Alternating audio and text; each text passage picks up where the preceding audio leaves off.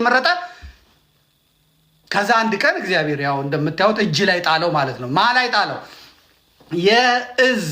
የአንድ የጦር እዝ አዛዥ ሚስቱን ያያታል። እሱ ሚስቱ መሆኑን አላወቀም። እዛ ያኛው የእዙ አዛዥ የብርጌዱ አዛዥ እዛ ይዋጋል፣ እዛ ይሰለጥናል። ምን ይላል? ይሄኛው እዛ ሲሄድ አያት። ተዚች ጋር ነው ማድረዋልና ያቺን አምጥቶ አስገድዶ በሽመል እየቀጠቀጠ አብሯት አደረ። ኧረ እባክህ እንዲህ ያደረግከው እኮ የከሌ ሚስት ናት ተባለ። የት ይገባ? ያኛውም ካልገደልኩ አለ። እነ አስረስ እነ ዘመነ ጣልቃ ገብተው እሱ ከተገደለ ከሞተ ብዙ እንዋረዳለን፣ ለማንኛውም ይታሰር ተብሎ ታስሮ ቁጭ ብሏል። ይቀለባል። ቁጭ አድርጎ እየቀለቡት ነው። ምናልባትም በአመክሮ ተፈቶ እንደገና ሌሎች ሴቶችን ያነውር ይደፍር ይሆናል። አሁን ለጎጃሞች ይህንን ስናገር ደስ አይላቸውም። ደስ አይላቸው። እውነቱ ግን ይሄ ነው። ደውላችሁ እውነት ነው ውሸት ስትሉ ይነግሯቸዋል። እንዲህ አይነት ነውረኛ የዘቀጠ ነውረኛ የዘቀጠ በየትኛውም ስርዓት ውስጥ አለ። ግን የአመራሮች በዚህ መጠን ዘቅጠው መቀመጣቸው ትክክል አለ። የነ ማርሸትን ብትሰሙ ይዘገንናቸዋል። ፊታቸው እስኪበለዝ እየጠጡ እየሰከሩ እየወደቁ ከሞተር ላይ እየወደቁ በሚገርም ሁኔታ ከመከላከያ እጅ የሰጠ ልቀላቀል ብሎ እጅ የሰጠ እኔ ከፋኖ ጋር ነው በቃ እንዳረጋችሁ አርጉኝ ብሎ መጥቶ እጅ የሰጠ ወታደር አረቄውን ለግቶ ሞቅ ሲለው ናውጣ ብሎ ይዞ ወደ ጓሮ ወስዶ ጭንቅላቱን ብሎ የገደለው። ይህንን መሬት ላይ ያሉት ይነግሯቸዋል፣ አዛዦቹ ይነግሯቸዋል። ህዝቡ እናንተ እንዲህ ካረጋችሁማ ይገለናል ከምንለው በምን ባሳችሁ ብሎ ሰልፍ ሲወጣበት በቃ ወደዛ እናሸሸዋለን ብለው ማረሸትን ነው የሚያሸሹት። ነውር ነው ይሄ። ይሄንን አውጥታችሁ እስካልተነጋገራችሁ አሁን ጊዜያዊ መንግስት አቋቁመናል ብለዋል። ጊዜያዊ መንግስት አቋቁመናል ብለው ይላል። ህልማቸው ያ ስለሆነ ማለት ነው። ይሄን መጋፈጥ ያስፈልጋል። ሪፎርም ያስፈልጋል። የአማራ ትግል ይቆማል አይቆምም? ይዘገያል። አዎ ሊዘገይ ይችላል። የአማራ ትግል የጥጋብ ነው አይደለም። መተማመን መቻል አለብን። የአማራ ትግል የጥጋብ የአማራ ትግል በቃ የጉራ የአማራ ትግል በቃ የሚሰራውን አሳጥቶት የተነሳ አይደለም። የአማራ ትግል ህልውናው እየከሰመ እየጠፋ እየተጨፈጨፈ ሲጨፈጨፍም ደግሞ ችግኝ ላስከሬን ይተከልላል ተብሎ አዲስ አበባ ለመግባት 1 ሚሊዮን 2 ሚሊዮን እየተጠየቀ ስለተሰቃየ ነው አማራ ነፍጡን ያነሳው።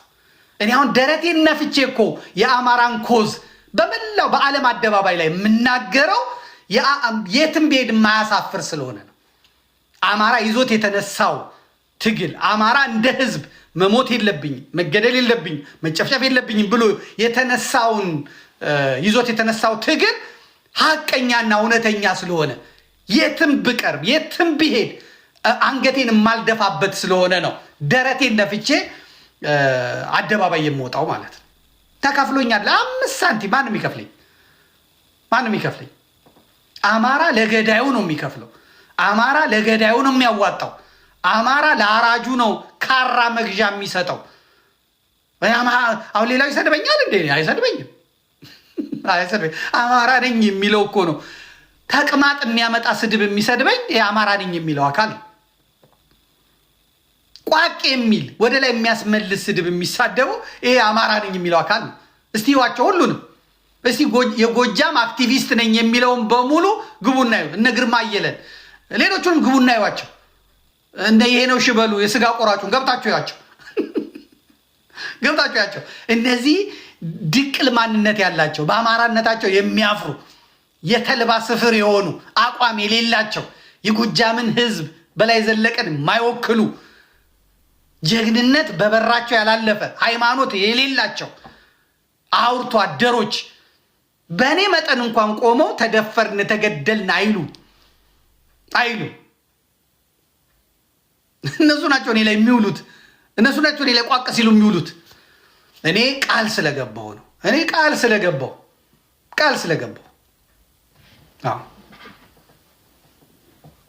ትርፌን ስለማቀው እንደው በብዙ ኃጢአት ሲኦል ልግባ በዝሙቴ፣ በሌብነቴ፣ በስርቆቴ፣ በውሸቴ ልግባ ለአማራ ድምፅ በመሆኔ እግዚአብሔር መንግስቱን ይከለክለኛል ብዬ አላስብም። ብድን ኃጢአቴ እንደ ተራራ ተከምሮ እግዚአብሔር ዙፋን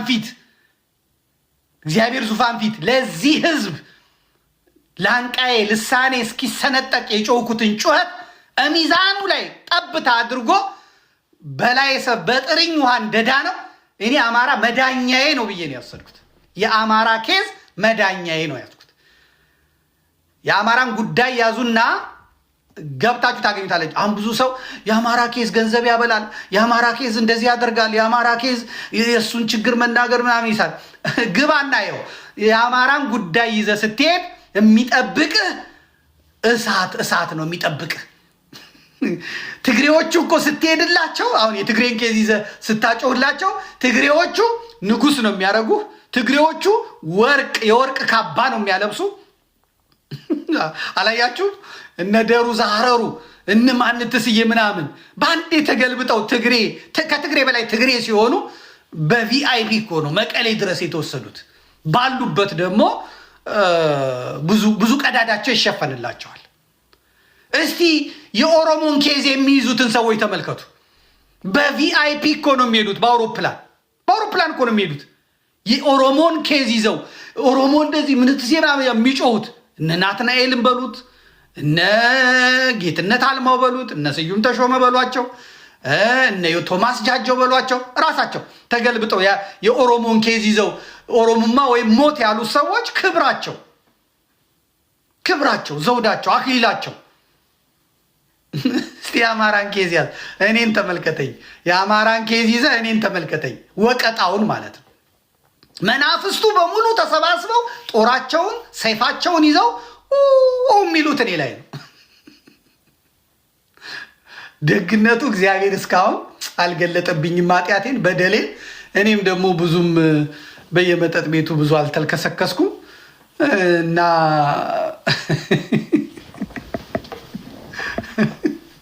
እንጂ በየሰውን ቤት ሄጄ እኔ ፍርፋሪ አልበላም። ሰው ቤት ሄጄ ብቻ ለሆዴ አልገዛም እንጂ ያው ሩጠው የሚመጡት ገብረ መስቀልን በ30 ብር ሸጠው ይሉኛል። ገብረ መስቀል እንደሸጠን አያውቁም። ገብረ መስቀልን ጉሮሮውን ይዤ ባታይ ገብረ መስቀልን ለህዝብ እውነት መግለጤን ብዙ ሰው አያውቅም። እና ያችን የገብረ መስቀልን ያመጣሉ። ሌላ ደግሞ ምንድነው የቲያንስን ያመጣሉ። ቲያንስ ስራ ነበር ይላሉ። ስራ ነበር የሰራሁት። ሌላ ምንድነው መለስ ዜናዊ ቀብር ላይ አልቅሷል ነው የሚሉት። አላለቀስኩም። ባለቅስም ደግሞ ምን እንትን የለውም። ነገር ግን እኔ የኢትዮጵያ ኦዲዮ ቪዥዋል አሳታሚዎች ዋና ማህበር ዋና ጸሐፊ ነኝ። እንደ ዋና ጸሐፊነቴ ስራ ያገናኘንበት የመብት ጉዳይ ነው። ምናምን ማህበረ ቅዱሳን፣ እስላሞቹ፣ ጴንጤዎቹ፣ ዘፋኞቹ እኔን የኮፒራይት ጉዳይ ዋና ጸሐፊ አድርገው ሽመውኛል። ስለዚህ በድርጅት ሄጃለሁ። እዛ ላይ ጋዜጠኛው መጥቶ ምን ተሰማ ሲለኝ በጣም ያሳዝናል እና ታዲያ እኔ እንደ አሜሪካኖቹ ከበሮ ልቅልት ፈልጋል። በቃ የሚያመጧት እችን ያመጣ ከዛ ጋላ ነው ይሉኛል። ከዛ ኦሮሞም ነው ይላሉ። አንዳንዶቹ ጋላ የምትለዋን መጠቀም ይፈራሉ። አንዳንዶቹ ደግሞ ኦሮሞ ነው ምናምን ይሉኛል። እኔ ደግሞ ማንነቴን በግልጽ ተናግሬ እኔ የሀረርጌ ቆቱ ነኝ ብያለሁ። ጋላም አይደለሁም፣ ኦሮሞም አይደለሁም፣ አማራም አይደለሁም፣ ትግሬም አይደለሁም፣ ወላይታ ከምባታ ምናምን አይደለሁም። እኔ የሀረርጌ ቆቱ ነኝ ብያለሁ። አለቀ። ቆቶ የሚባል ብሔር የለም ካልከኝ አለ። እኔ ቆቱ ነኝ አለቀ። መብቴ ነው። እኔ የሀረርጌ ቆቱ ነኝ ብያለሁ። እዚህ ይሄ ሊከበርልኝ ይገባል። ከዚህ ውጭ የሚያመጡት ነገር የለም። ዋይ ይላሉ። ነግሮና ይባላል። የአማራን ኬስ ስትይዙ ብዙዎቻችሁ ገንዘብ አለው ካላችሁ ኑና ሞክሩት።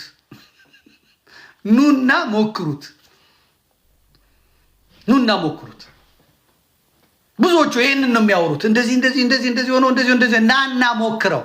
እኔ በቃል ኪዳን ነው የምሰራው። በቃሌ ነው የምታመነው። ለቃሌ ነው የቆምኩት። በቃሌ መሰረት እሄዳለሁ። በቃሌ መሰረት ቃል ኪዳን አለኝ። ደግሞ እያንዳንዱ ሰው ኢንተረስት አለው አይደል? በአንድ ጉዳይ እኔም በአማራ ላይ ኢንተረስት አለኝ። ሃይማኖቴ በተለይ ኦርቶዶክሳዊ ማንነቴ ግድ ይለኛል። አማራ ነኝ ብሎ እኔን መስደብ ሲጀምር እና በጣም መጻፍ ሲጀምር እና ብዙ ሰዎች ሊንኩን ሲልኩልኝ ሰውየውን አየውና ኮመንቶቹን ነው የማየው። ኮመንቶቹን ሳይ አሁን እንደ ድሮ አይደለም። ህዝቡ መልሶ ገልብጦ ባናቱ ይተክለዋል። ግራ እስኪጋባ ድረስ ማለት ነው። ለአማራ ነው የምታገለው ብሎ እኔን ሲሰድበኝ ኮመንት ነው ገብቼ የማየው። ኮመንቱን ሳይ የሚገርም ነገር ነው የማየው። አንድ እሱ በሉ። ሁለተኛ ሰውየውን ደግሞ አየዋለሁ። ሃይማኖቱ ምንድን ነው እለዋለሁ። አማራ ሆኖ ወይ ጴንጤ ነው፣ አማራ ሆኖ ወይ የዋሃቢ እስላም ነው። ስለዚህ እነዚህ ሁለት አካላት እኔ ዘመድኩንን ሊወዱኝ አይችሉም። ጽንፈኛ የፕሮቴስታንት አካልና ጽንፈኛ አራጅ የዋሃቢ እስላም እኔ ሊወደኝ አይችልም። ስለዚህ እቀበለዋለሁ ማለት ነው። እየጻፈብኝ ያለው ሰውዬ ጎንደሬ ነው ከተባለ ከዛ እኔ ወደ ጥናት ነው የሚሄደው። ምንድን ነው እሱ ምናምን ስል አገኘዋለሁ። የፖለቲካው ቅማንት ቢሮ አዲግራትና መቀሌ የተከፈተለት ጸረ አማራ ከትግሬ የተዳቀለ ስኳድ ነው ማለት ነው። ጎጃሜ ነው ከተባለ ወይ ቅባት ነው ጸረ ኦርቶዶክስ ወይ ደግሞ አገው ሸኔ ነው። ወሎ ሆኖ ነው ከተባለ ምንም ጥርጥር የለውም የዋሃቢ እስላም ነው። ሌላ ነገር የለውም። እስካሁን ከሸዋ የተናገረኝ ብዙም አላገኘው። ሸዋዎች ብዙም የተናገሩት ነገር የለም። ስለዚህ እኔ የሚሆነውን ነገር በሙሉ ተቀብዬ ነው። ሴት ከሆነች ምንድናት ማናት ወዲያው አጠናታለሁ፣ ይገባታል። እንደውም በረኪና ያለመጠጣቷ ነው። ወንድ ከሆነ ኧረ ይገባዋል፣ እንዲህ በስድብም ካረፈ ከወጣለት ነው የምለው። እና የአማራን ትግል ወጥተህ አማራ ተገደለ ምናምን ስትል ዝም ቂቤ የሚቀባህ የለም። ቂቤ የምትቀባው ቅባትም የምትጠጣው የሌላውን ትግል ስትይዝ ነው።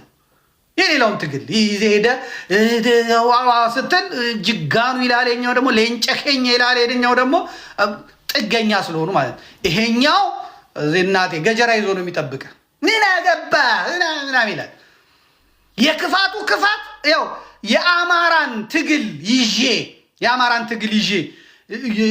ለህሊና እግዚአብሔር ፊት ስቀርብ እንዴት ዝም ብላለሁ ብለህ ካልመጣ በስተቀር የአማራን ትግል ይዘህ ታዲዮስ ታንቱን ነው የምትሆኑ። ታዲዮስ ታንቱ ከአንድ አማራ ሳንቲም ፈልገው አይደለም፣ ከአንድ አማራ ቤሳቤስቲን ፈልገው አይደለም።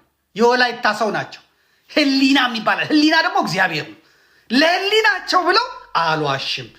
ፍርድ ቤቱ እንኳን የጥፋተኝነት ማቅለያ ጠይቁ ስላላቸው አልጠይቅም። አማራ እንዲህ አድርጓል፣ አማራ እንዲህ ተፈጽሞበታል፣ አማራ እንዲህ ተበድሏል ብዬ የጻፍኩትን የምናገረውን የማምንበት ነው። ይሄን ያልኩት እንደው ጨንቆይ ነው ምናምን አልልም። ለዚህኛው እድሜ ምንድነው ፈልገው እንዲሁ ተሰቃይቼ መሞት ፈልጋለሁ ከነ ንጹህ ህሊና ያሉ አማራ ይጠይቃቸው መሰላችሁ? አንድ አማራ ሚስታቸውን አይጠይቅም። ወደ 6 ነው 5 ልጆች አሉ። ለምግብ የደረሱ ለስራ ያልደረሱ ልጆች አሏቸው። ተሯሩጠው መጽሐፍ ሽጠው ጋዜጣ ላይ ጽፎ ነበር የሚያስተዳድሯቸው። የሉም፣ እስር ቤት ናቸው። ባለቤታቸው ወይዘሮ ጸጋ ችግር ላይ ናቸው። አንዳንድ ጊዜ አንዳንድ ሰዎች ሲያወሩ እንደውም እሰጣቸዋለሁ፣ የባንክ ቡካቸውን ምናቸውን እሰጣቸውና እስቲ ይርዷቸው እላለሁ። አማራ ማለት እኮ እንደዚህ ነው። አንድ ቀን የሻማ ማብራት ወጥተው የሻማ ማብራት አቶ ታዲዮስ ታንቱ ለአማራ ድምፅ የሆኑ ልሳን የሆኑ ናቸው ብለው አንድ ሰው የሻማ ማብራት አያበራላቸው፣ በጸሎት አያስባቸው። አማራ ማለት እንደዚህ ነው። ለህሊና ትጮህለታለህ፣ ለህሊና ድምፅ ትሆነዋለህ፣ ለህሊና እንጂ አይሆንም። አማራ ለራሱ ብሔርም አይሆንም፣ የሚጮህለትም አይሆንም። በጣም የታዘብኩት ነገር አማራ ቤቱም ውስጥ የራሱን ዘመዶች የራሱን ምናምን አይልም። በውጭ ለመታየት ደግነቱ፣ ሩሩህነቱ፣ ምናምንነቱ ቤት ውስጥ ሳይሆን ውጭ ለመታየት ነው የሚላላጥ። እርግማን ይሁን በረከት እግዚአብሔር ይወቅ። አላቅም። አይታችኋል። አሁን በየትኛውም የሻማ መብራት ላይ በየትኛውም አቶ ታዲዮስ ታንቱ የህሊና እስረኛ ናቸው ይውጡ ይፈቱ የሚል ሰው አለ? የለም። ወላይታዎች ይሰድቧቸዋል። ቃጣሪ ባንዳ ይሁዳ ይሏቸዋል። የወላይታ ጴንጤና የኦሮሞ የዋሃቢ እስላም የኦሮሞ ጴንጤ ይሰድባቸዋል። ምን ይላቸዋል? እና ልክ የአማራን ትግል ስትይዙ ብዙዎቻችሁ ገንዘብ ያለው ምናምን ከመሰላችሁ ሌላ ጉዳይ ነው። ሌላው ገንዘብ ያለው እዚህ ቲክቶክ ላይ ነው። ቲክቶክ እና ዩቲዩብ ላይ እኔ የለሁበትም። ለዩቲዩብ ብሎ ነው የሚሸቅለው፣ ለዩቲዩብ ብሎ ነው የአማራን ኬዝ ይዞ የመጣው፣ ለዩቲዩብ ብሎ ነው። እኔ ዩቲዩብ የለኝም። ዋይ ምንድነው ነገሩ? ሀይ እየተደማመጠን ገንዘብ ያለው የት ነው? እዚህ ቲክቶክ ላይ ነው። ቲክቶክ ላይ ደግሞ አይቼዋለሁ $5000 $4000 $3000 ዩሮ ይገኛል። እሱን ደግሞ አስቤ ከመጣው ምን ልሆን ነው ብዬ አቆምኩት። እኔ ዛሬ 5000 አግኝቼ ነገ 3000 ካገኘው ምን ብል ነው ቆይ 6000 የምገባው ብዬ አገልግሎቴን እግዚአብሔር ይህንን በነፃ አይምሮ የሰጠኝን በነፃ ሊና የሰጠኝን አገልግሎት ወደ ገንዘብ ላስብ ነው ማለት ነው። ከዛ ፈጠራውን ላልፈጥር ነው ማለት ነው። ምን ለማድረግ ገንዘብ ለማግኘት። ከዛ ምን ሆንኩ ማለት ዮኒ ማኛ ሆንኩ ማለት ነው። ከእንቅልፌ ተነስቼ ቲክቶኩን አውርቼ ብራቮ በጣም አመሰግናለሁ፣ በጣም ኮፍያ በጣም አመሰግናለሁ ልል ነው ማለት ነው። ዘመናዊ ለማኝ ልሆን ነው ማለት ነው። የኔ ቢጤ ልሆን ነው ማለት ነው። ስለዚህ ቲክቶክንም እሑድ መድረስ ላለባቸው ሰዎች እንዲደርሳቸው እንጂ እዚህ ገንዘብ አለው ምንም ጥርጥር የለው። ቲክቶክ ገንዘብ አለው። እያንዳንዱ የምትሰጠው አበባ የሚሰጠው ኮፍያ ገንዘብ ነው። 50 ትካፈላላችሁ። በቀን እንኳን ዝም ብሎ በቀን እየገባው 300 ብር ወይም ደግሞ ምናምን $300 ዩሮ ወይም 100 ዩሮ እንኳን በቀን ዝም ብሎ 100 ዩሮ በትንሹ ነው የምላችሁ ምን ነገር በወር ተመልከቱት ስንት እንደሚሆን ማለት ነው። 3000 ዩሮ በወር አለ ማለት 300 ከሆነ ደግሞ በወር 9000 ዩሮ አለ ማለት ነው። አንበሳ ከወረደ ምን ካለ እና ደግሞ ከቀጠለ ማለት ነው በወር 40,000 50,000 ዩሮ 20,000 30,000 ዩሮ ይገኛል ማለት ነው። አለቀ። እዚህ ገንዘብን መውደድ የኃጢአት ሁሉ ስር ስለሆነ ገንዘብ አያስፈልግም መልእክት ብቻ በማለት ቲክቶክም አልጠቀምም። ብቅ ምለው አንዳንዴ ለመጀለጥ ጆሮ ለመቆንጠጥ ብቻ ነው። ስለዚህ የአማራን ትግል የአማራን ኬዝ ይዞ ወደ አደባባይ የሚወጣ ሰው እንደምታስቡት አይደለም። ዘመቻው የሚፈጸመው ከራሱ ከአማራው ነው። እኔ ግን መስሚያዬ ጥጥ ነው። እዚህ ጋር ደፍኜ ምን ብዬ ነው የምሄደው? ደፍኜ አልሰማውም። አበበች ጮኸች ጉዳዩ ነው። ላንቋ እስኪሰነጠቅ አበበ ጮኸ ጉዳዩ ነው። የፋኖ መሪ መልሴ ጮኸ ጉዳዩ ነው። የአማራ ምናምን ጮኸ ጉዳዩ ነው ለላንቃው። ዋናው ሪሲሊንግ አይደለም፣ በቦክስ አይደለም፣ ዋናው በትግል አይደለም። ዋናው ምላስና እጅ ነው። በቃ መጽሐፍ የምትከራከረው በዛ ነው። ስለዚህ በምላሴ የተናገርኩትን ገብቶ በምላሱ ያክሽፍ፣ በእጅ የጻፍኩትን በእጁ ጽፎ ያክሽፍ። እኔ ማንም ልሆን። አንዳንድ ሰዎች መጥተው አማራ አይደለም ውጁምቡራ ለምን አልሆንም? የውጁምቡራ ዜጋ ለምን አልሆንም? አንዳንድ ሰዎች መጥተው ምናምን እኔ የታይላንድ ዜጋ ለምን አልሆንም? የኔፓል ዜጋ ለምን አልሆንም? ምን አገባ ነው የምለው እኔ።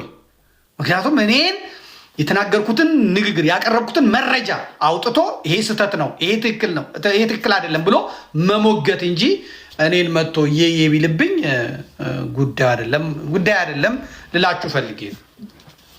ይሄንን በደንብ ልታውቁ ይገባል ማለት ነው። እንግዲህ የአማራን ኬዝ በዚህ እናየዋለን።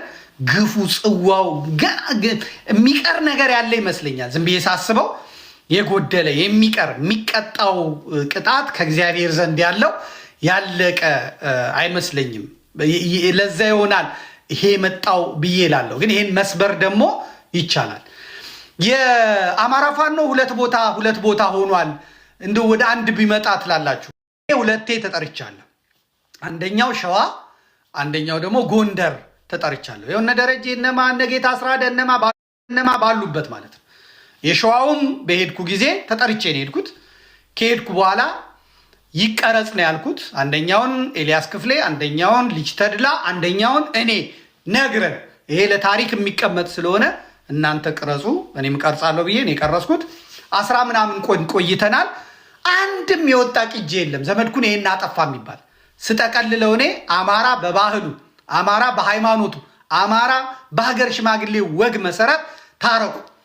በአደባባይ በስልክም ስትነጋገሩ ሶስተኛ አካል ሶስተኛ ወገን መንግስት ራሱ ሊሰማ ስለሚችል የምትናገሩትን ነገር ምረጡ። አጠገብ ላጠገብ ስላላችሁ ሽማግሌ መርጣችሁ ፊት ለፊት ተገናኝታችሁ ተወያዩ ነው ያልኩት። ጎንደርም እዚህም ሸዋም ማለት አሸንፈል።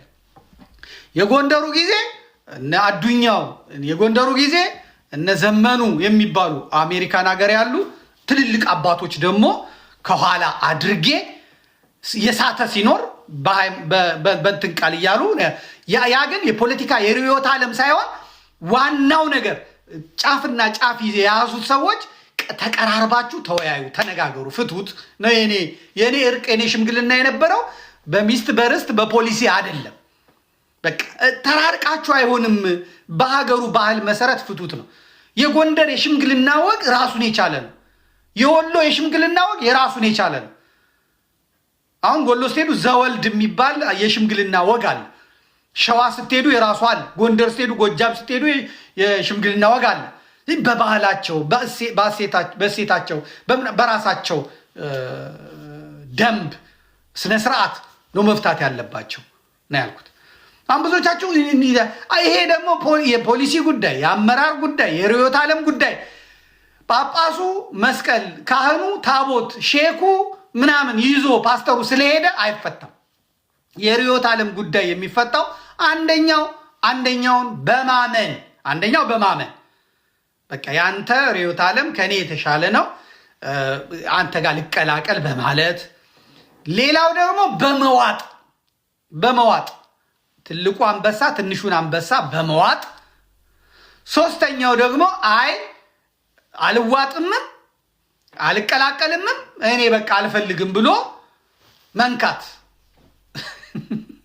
እነ ግደይ ዘርአጽዮን እንዳደረጉት ማለት ነው ወያኔዎቹ። በቃ እዚህ ማለት ታገልም ከዛ በጣም ወደ ሱዳን ይነከዋል፣ ከዛ ወደ አውሮፓ ይነከዋል ማለት ነው። ይሄ ብቻ ነው።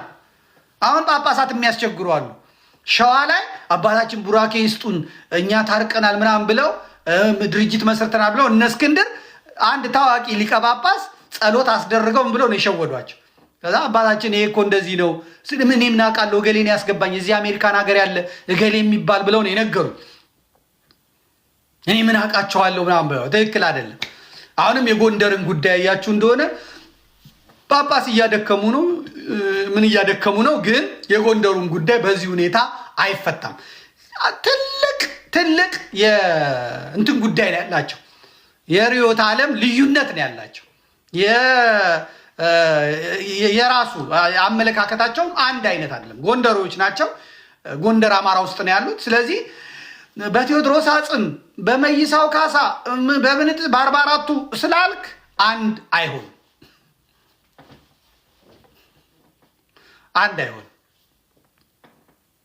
በዚያ መጠን አንድ ማድረግ አትችሉም፣ አይቻልም ማለት ነው። ለምን? ልዩነቱ የጠነከረ የደደረ ስለሆነ ማለት ነው። ሴራ ተንኮል ብቻ ነው ያለው። ልክ እንደ ጎጃሞች አሁን ለምሳሌ መቶ አለቃ ማስረሻ እነሱ ውስጥ ነው ያለ፣ ኮሎኔል ጌታውን እነሱ ውስጥ። አሁን አንዳንድ የጎጃም እንትኖች እኛ እንደፈታ ነው ብትፈቱት ምናምን፣ በርቅ እኮ አልፈቱትም። ኮሎኔሉን ሄደው ደምስሰው ማስረሻ ሰጤን ደቡብ ጎንደር፣ ደቡብ ወሎ አባይን አሻግረው ቀጥቅጠው ነው። እንዲህ ነው ወደ እንትኑን ለማምጣትና እንዳይረብሽ ለማለት ወይ ትሰባሰባለህ አንድ ትሆናለህ፣ ወይ ደግሞ አንደኛው አቅም ያለው ግሩፕ ያኛውን አቅም የለውም የሚባለውን ይውጠዋል ማለት ነው። እንትኑ ስህተት ሊሆን ይችላል፣ ምን ሊሆን ይችላል፣ እሱ የራሱ ጉዳይ ነው። ማሳመን በሚችልበት መልኩ ግን አሳምኖ ወደ አንድ መምጣት ይቻላል ማለት ነው።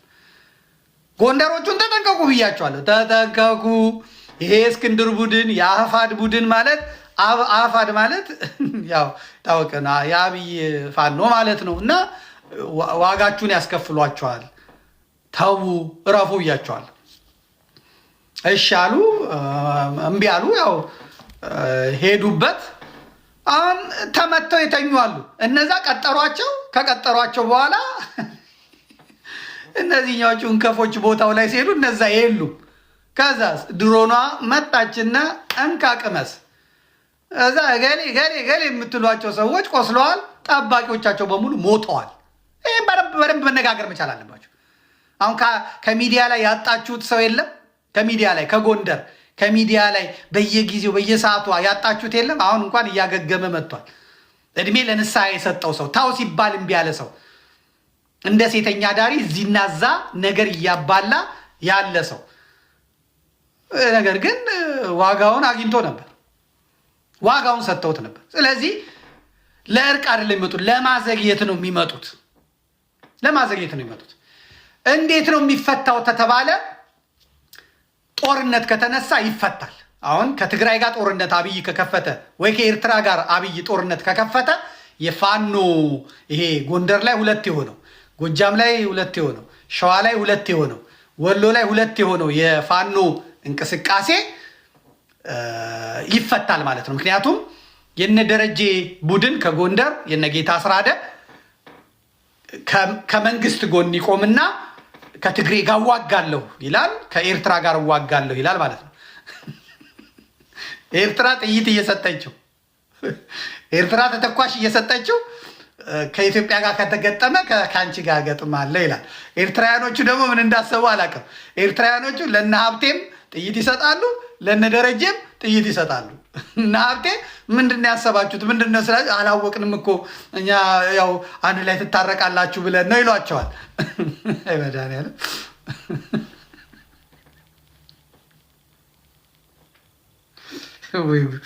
እንደው እኮ ፖለቲካው እንደው ቁማሩ እኮ የሚገርም ነው። በእውነት የሚገርም ቁማር። ሻዕቢያ ለነ ደረጀም ለነ ሀብቴም ተተኳሽ ትሰጣለች። ከዛ እነሱ እዚህ መጥተው ይጠባጠባሉ። የሚያልቀው በመሀል የጎንደር አማራ ነው ሁለቱም። ግን ይሄ የሚቆመው መቼ ነው? የአብይ አህመድ ከኤርትራ ወይ ከትግሬ ጋር አሁን ከወያኔ ጋር ጦርነት ገጥማለሁ ብሎ ከተነሳ ያኔ የጎንደር የተለያየው ትግል ይጸዳል ማለት ነው። እነዚህኛዎቹ ዘራፍ ብለው ከአብይ አህመድ ጋር ከአማቻቸው ጋር ይቆማሉ፣ እነዛኛዎቹ እንትን ያሉ ማለት ነው። ያ ጦርነት እስካልመጣ ድረስ ጎንደር አንድ አይሆንም። ብፁዕ አቡነ ከሌ ስለደከሙ አይሆንም። ታቦት ስለሄደ መስቀል ስለተያዘ ሼክ ከሌ ዱዓ የሚያደርጉ የታወቁ ናቸው ተብሎ ስለሄዱ ፓስተሮች እንኳን አያገባቸውም። ቢሆንም ብቻ አይሆንም፣ አይሳካም። ይሄንን የሚለየው ከኤርትራ ወይም ከትግራይ ጋር የሚኖር ጦርነት ብቻ ነው። ጦርነቱ ሲነሳ ሚናው ይለያል ማለት ነው። በሸዋም እንደዛው፣ በሸዋም ጦርነቱ ሲነሳ ሚናው ይለያል፣ ያሉት ሁኔታዎች ይለያሉ። እስከዛው ድረስ ማስታመም ብቻ ነው። መከላከያ ዘመድ ያላችሁ ሰዎች፣ የመከላከያ ዘመድ ያላችሁ ሰዎች በጣም የምታምኑት በሃይማኖቱ የምታምኑትን ሰው እንደው ጠይቁት፣ ቀስ ብላችሁ ይነግራቸዋል። ማን ከነሱ ጋር እንደሚሰራ ማን ለነሱ እንደሚሰራ ትሰሙታላችሁ። አሁን ወሎዎች የማረኳቸው ሰዎች አሉ። ቪዲዮ ለእኔ ደርሷል። ቪዲዮን ልለቅላችሁ ይችላል። እንዴት መሳሪያ እንደሚያቀብሏቸው ለአፋዶች ማለት ነው፣ ቆጥረው እንዴት እንደሚሰጧቸው፣ ከዛ እንዴት እንደሚረካከቡ ቁማር ነው የተያዘው በዚህ እንትን የሚለው ማለት ነው። ወንድሜ አንድ ጀግና አለ፣ ጠፍቷል። እሱ እንኳን ወንድማችን ጠፍቷል። ያው ጎንደር ገባህ ብሎ መስሏል መሰለኝ እንግዲህ ጠፍቷል። ዛሬ አየሁት በስንት ጊዜ ዘመዴ አቶ ታዲዮስን ውለታ አንረሳም፣ ሚዲያ ላይ ስለማንወጣ እንጂ ሁሌ ነው የምናነሳው። ባለፈው የኢትዮጵያውያን ኳስ ጨዋታም በሲያትል ሲካሄድ እኔ ቲሸርታቸውን ለብሼ ነው የከረምኩት 100,000 ህዝብ ባለበት ብሏል ወንድማችን መካሻ። ወንድማችን በጣም ጀግና፣ ያው ጎንደር ስገባ የጠፋ ወንድሜ ነው። እንግዲህ አሁን ደግሞ ብቅ ብሏል ማለት ዛሬ ነው የመጣው ወንድማችን። እኔ ቲሸርት ልበስ አላልኩም፣ ለባለቤታቸው በዚህ ኑሮ በተወደደበት 6 ልጆች ይዘው ላሉት ባለቤታቸው ድረሱላቸው፣ ጎብኟቸው፣ እርዷቸው። አሁን የአዲስ አበባ ኑሮ እሳት ነው፣ ታውቁታላችሁ። እኚህ አረጋዊ ሰው ከስብሃት ነጋ የባሰ ክፉ ሆኖ አይደለም፣ ለአማራ ድምፅ በመሆናቸው ነው። ስለዚህ አማሮች እግዚአብሔርን የምትፈሩ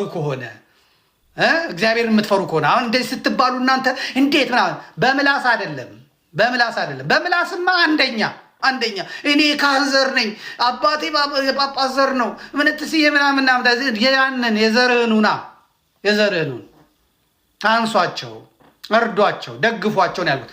ባትደግፏቸውም ደግሞ ለደንታችሁ ነው አላልኩም። እኔ ግፊትም አልፈጸምኩም። ግን እውነቱን ስንነጋገር አንድ ሰው 100,000 ህዝብ ባለበት ቲሸርት ለብሻል እንደ አማራ ምን አረጋችሁላቸው?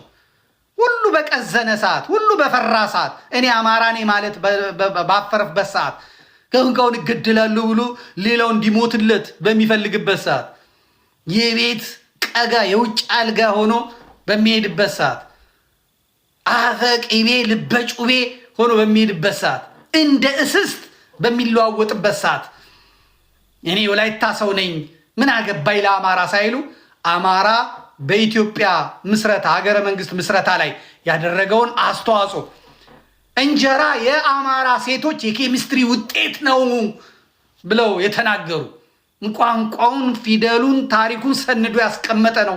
አማራ ጀግና ነው፣ ሀገር የጠበቀ ሀገር ያዳነ ነው ብለው በድፍረት በአደባባይ ላይ ማንንም ሳይፈሩ በሚዲያ ቀርበው በአደባባይ ቀርበው የተናገሩ ጀግና ናቸው።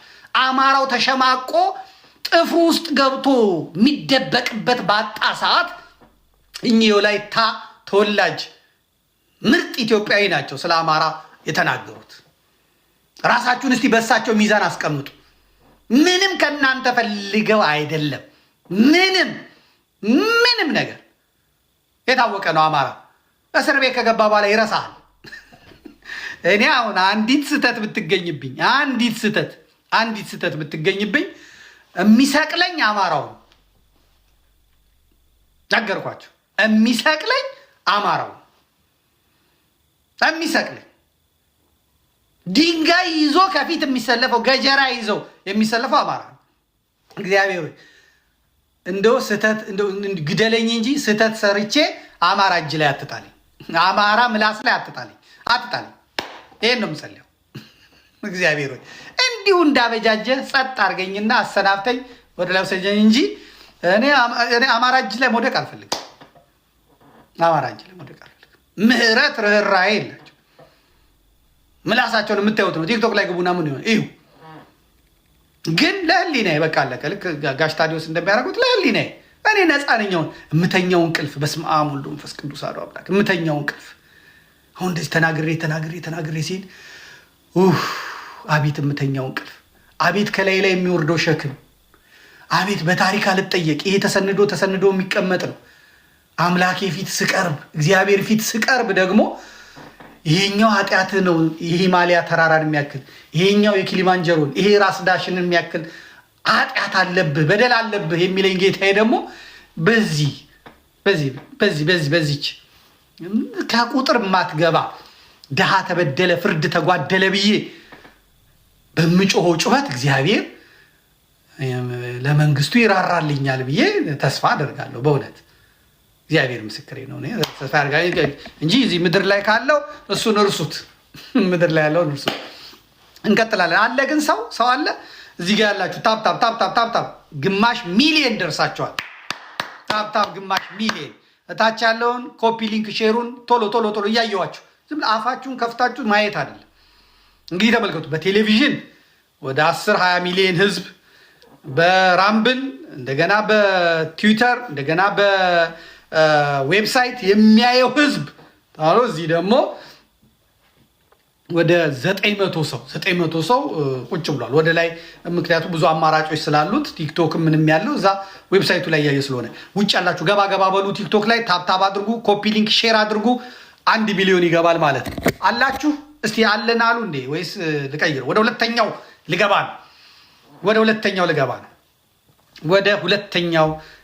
ነው። አላችሁ አለን በሉ እስቲ አለን እስቲ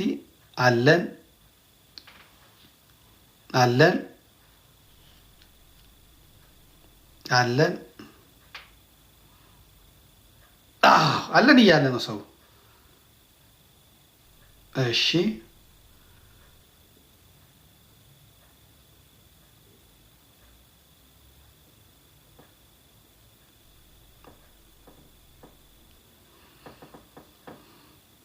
አሉ ቴክኒሽያን አሉ።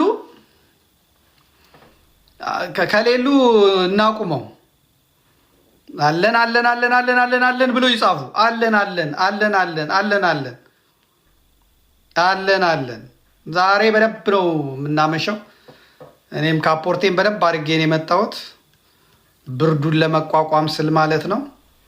እስቲ አለን አለን አለን አለን አለን አለን አለን አለን አለን አለን አለን አለን አለን አለን አለን አለን አለን። ያኑራችሁ ያኑራችሁ። ምስክሮቼ ናችሁ እናንተ። እግዚአብሔር ፊት እንቀርባለን፣ ስላሴ ፊት እንቀርባለን፣ ፈጣሪ ፊት እንቀርባለን። ያኔ እናንተ ዛሬ ይህንን ምስል የምታዩ ይህን ድምፅ የምትሰሙ ምስክሮቼ ናችሁ። ድሃ ተበደለ፣ ፍርድ ተጓደለ፣ ንጹሐን በከንቱ ተጨፈጨፉ ብዬ መጋፈጤን ምስክሮቼ ናችሁ። በእግዚአብሔር ፊት እቆጥራችኋለሁ። አለን አለን የምትሉት ምስክሮቼ ናችሁ። ጻፉ፣ አትሰስቱ፣ ጻፉ። አለን አለን ብላችሁ ጻፉ። ምስክሮቼ እናንተ ናችሁ። በቲክቶክም በቴሌግራምም ጻፉ። ምስክሮቼ ናችሁ እናንተ። ሰማይ ያደምጣል፣ ቤተ ክርስቲያን ትሰማለች፣ ምድር የተቀመጥኩባት ትመሰክራለች። እግዚአብሔር ፊት ሁሉም አንደበት አላቸው። ቤተ ክርስቲያን አንደበት አላት፣ ሰማይ አንደበት አለው፣ ምድር አንደበት አላት። ሰው ቢክድ እንኳን እነዚህ ምስክሮች ይመሰክራሉ። ያኑራችሁ። ሌሎቻችሁም ደፈር በሉ፣ ግድ የላችሁም። ድሃ ተበደለ፣ ፍርድ ተጓደለ ማለት ጥሩ ነው። ሌላው እንግዲህ እግዚአብሔር ይመስገን። በስማም በጣም በጣም ብዙ ህዝብ ነው ያለው። ሌላው እንግዲህ ባለፈው ሳምንት ኤፍሬም እሸቴን አንስቼው ነበረ። ኤፍሬም እሸቴ ልክ የኦርቶዶክስ መጠቃት ሲጀምር፣ መታረድ ሲጀምር የዘጋውን ሚዲያ አደባባይ የሚባለውን ሚዲያ ይከፍትና ይመጣና በቃ እየተለሳለሰ ማደንዘዝ ይፈልጋል። ምክንያቱም ስም ገንብቷል፣ በማህበረ ቅዱሳን ስም ገንብቷል። የማህበረ ቅዱሳን ተከፋይ ነው። ማህበረ ቅዱሳን ውስጥ ደግሞ አብዛኛው አማራ ነው። አብዛኛው አማራ ነው። የትግራይ ልጆችም አሉ፣ የደቡብ ልጆችም አሉ፣ የጉራጌ ልጆችም አሉ።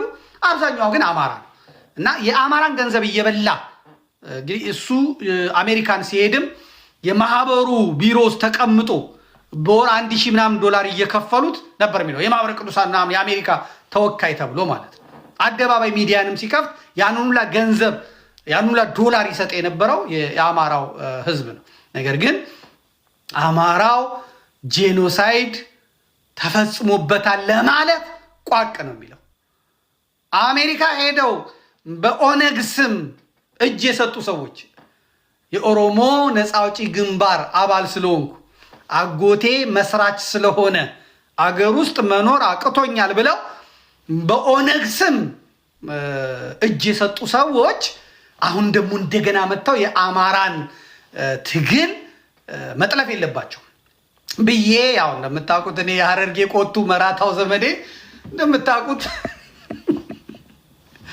ጓ ብዬ ነበረ። ያው ሁላችሁም ሰምታችኋል። እግዚአብሔር ይመስገን አሁን ሁሉም ስለገባው በጣም በጣም በጣም ደስ ብሎኛል ማለት ነው። በጣም በጣም ነው ደስ ያለኝ ያ በመሆኑ ማለት ነው። እና እንግዲህ ከዛ በኋላ ከቪኦኤ ከጋሽ አዲሱ ጋር ኢንተርቪው አድርጎ ነበረ። እሱን ሙሉ እንደጋግሜ ነው ያዳመጥኩት። እንደው ጋሽ አዲሱ እግዚአብሔር ይስጠው፣ ጋሽ አዲሱ በጣም እግዚአብሔር ይስጠው። አንጋፋ ጋዜጠኛ መሆን ደግሞ ይሄ ነው ደግሞ ድብን ያለ የቤተ ክርስቲያን ሊቅም ነው። እንደ ማህሌታይ እኮ ነው ጋሽ አዲሱ። አሜሪካንም ሄጄ አይቼዋለሁ። ረጅም እድሜ ከጤናው ጋር ከነ ባለቤቱ ይስጣቸው። ትሁት ሰው አክባሪ። እኔ ደግሞ በልጅነቴ ጀምሮ ትሩፋት ገብረየስ ትነግረን ነበረ። ወይዘሮ ትሩፋት ገብረየስ የህፃናት የኢቲቪ ላይ ተሰራ የነበረው አክባሪዋ ነኝ። ስልክም ሰጥተውኛል፣ ደውያለሁም ግን አላገኘኋትም እንጂ ለእኔ ብዙ ውለታ የዋለችልኝ ናት። አታስታውሰውም? ወይዘሮ ትሩፋት ገብረየስ ግን እሷ ቤት ሄደን ስለና አዲሱ ታወራ ነበር። አባቴ ደግሞ ቪኦኤን በጣም ይወድ ስለነበረ ከነ ክላሲካሏ የማቃት በቃ 3 ሰዓት መሆኑን የማቀው በዛች ክላሲካል ነው። እና ስለ ወያኔ፣ ስለ ሻቢያ፣ ስለ መገስገስ፣ ስለ ደርግ መደምሰስ ሲያወሩ ከእሱን እየሰማን ያደግኩ ነኝ። እነ ሰለሞን ክፍሌን አላውቀውም በአካል እንደውም አላየሁትም። አሜሪካንም ሲሄድ ግን ጋሽ አዲሱ ያለውበት ስብሰባ ላይ አንድም ቦታ አልቀረም።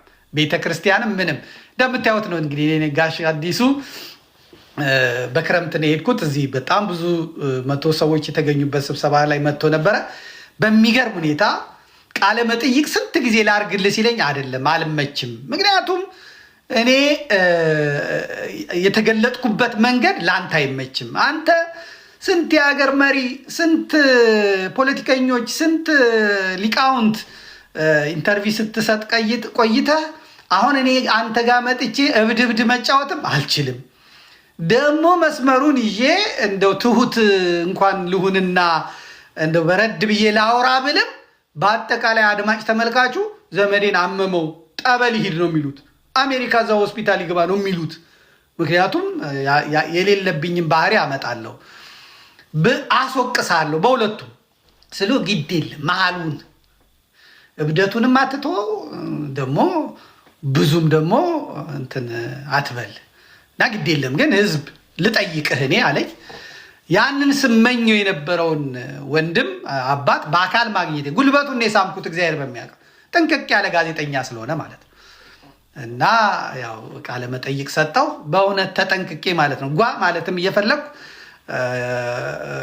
ግን ቆየው። እሱ ጋር ኤፍሬም እሸቴ መጥቶ ነበረ። እሱን ዳሰሳ አድርገ ነው እናልፋለን። እየተናገርኩ ነው። ደግሜ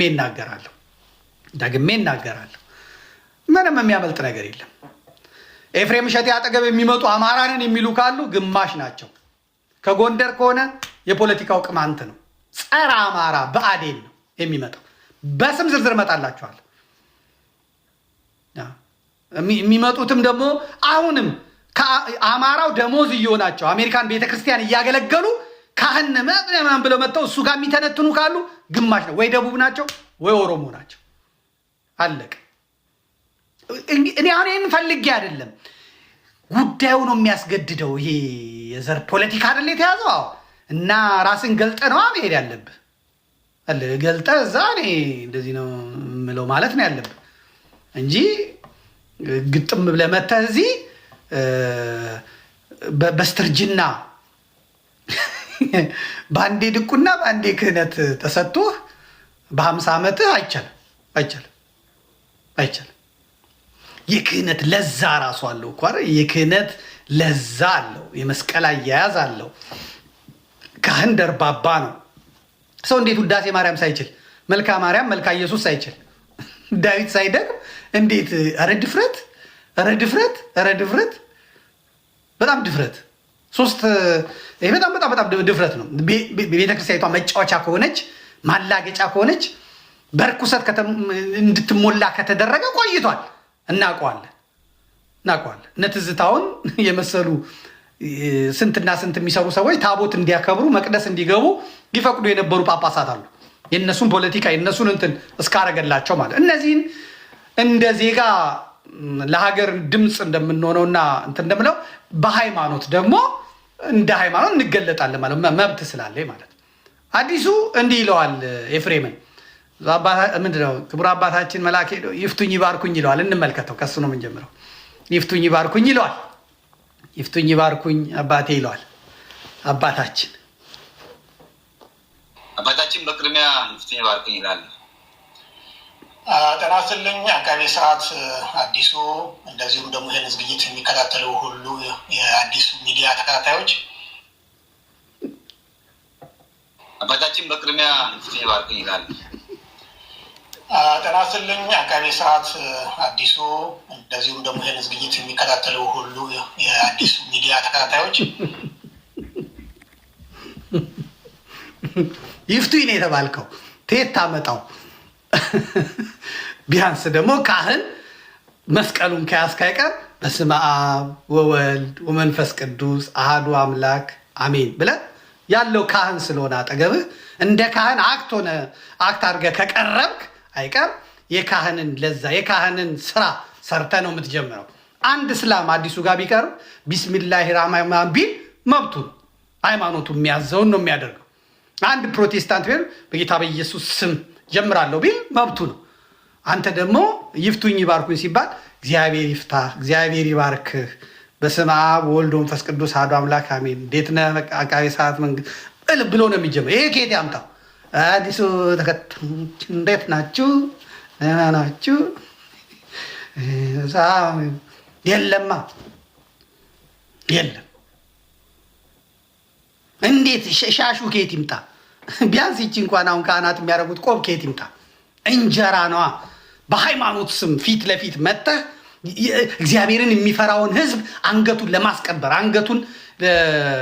ለማስቀበር ነው የሚመጣው። ይሄ ትክክል አይደለም። ከአዲሱ ጋር በጣም ቆንጆ ሙግት ነበራቸው። ደስ ካለኝ ሙግት መካከል አንደኛውን ማየት እንችላለን። እንግዲህ እኔ ለከፍኩ ማለት ለከፍኩ ነው። ከዛ በኋላ የምታመጣው ነገር የለም። እሱ የሚመጣው አብይን ማዳን ነው የሚፈልገው። ኃጢአቱን ወደ እነ ጁነዲን ሳዶ ወደ እነ ምንትስ ወደ ታች ወደ ምናምን መውሰድ ነው የሚፈልገው። የአማራ አስጨፍጫፊ አብይ አህመድ ነው። አብይ አህመድ ደግሞ የምዕራብ ሸዋ ሰው ነኝ ስላለ እነ ኤፍሬም እሸቴ የምዕራብ ሸዋ ኦሮሞ ነን በሚል ሂሳብ አብይን ማዳን የያዙት ትክክል አይደለም። በኢትዮጵያ ውስጥ በየትኛውም ክልል በየትኛውም ስፍራ እየሞተ እየተገደለ በትግራይ በለው በአማራ በለው በኦሮሚያ በለው በአፋር በለው በሶማሌ በለው በደቡብ በለው እየተገደለ ያለውን ህዝብ የሚገድለው የሚያስገድለው አብይ አህመድ ነው። ምናልባትም አንዳንዶቹ ጋር ራሱ እየሄደ የሚያርዳቸው ሊኖር ይችላል ብዬ ነው የማስበው። ራሱ የሚያርዳቸው ይሄ ለመስዋዕት የሚያቀርባቸው ራሱ ይኖራል ብዬ ነው የማስበው። እግዚአብሔር ደግሞ ይገልጠዋል አንድ ቀን ራሱ እየሄደ አጋድሞ የሚያርዳቸው ይኖራሉ ብዬ ነው የማስበው። ስለዚህ አብይን ትቶ ሌላ ኃጢአት መፈለግ ትክክል አይደለም። እስቲ እንስማው። መንግስት ስንል ይሄን መንግስት የምንለውን ኢትዮጵያ ውስጥ የሚመራው አንድ ሰው አለ፣ ጠቅላይ ሚኒስትር አብይ። ከእሳቸው ወረድ ስል ደግሞ ሌሎቹ አሉ። እውን ይሄ አይነት ጭፍጨፋ መንግስት የማያውቀው አይደለም ካለን መንግስት ስንል ደግሞ በግድ መሪው ላይ ማነጣጠር ስላለብን ለምንድን ነው እሱ የስርዓት ለውጥ መምጣት አለበት ብሎ የሚታገሉ ሰዎች ኢትዮጵያ ውስጥ ያለው ችግር እና ፈተና በጠቅላይ ሚኒስትሩ የሚመራ የእሳቸው እውቅና ያለበት ነው ብለን በድፍረት ለምንድን ነው በአደባባይ ይሄ ነገር የማይጠቀሰው? ወንጀለኛን በስሙ መጥራት ተገቢ አይደለም ወይ? እኔ በአንድ ዝግጅት ላይ ምን አልኩኝ? አንተን ለማለት አይደለም ወንድሜ አዲሱ፣ ይሄ የሰነፍ ተማሪ መልስ ነው የምለው።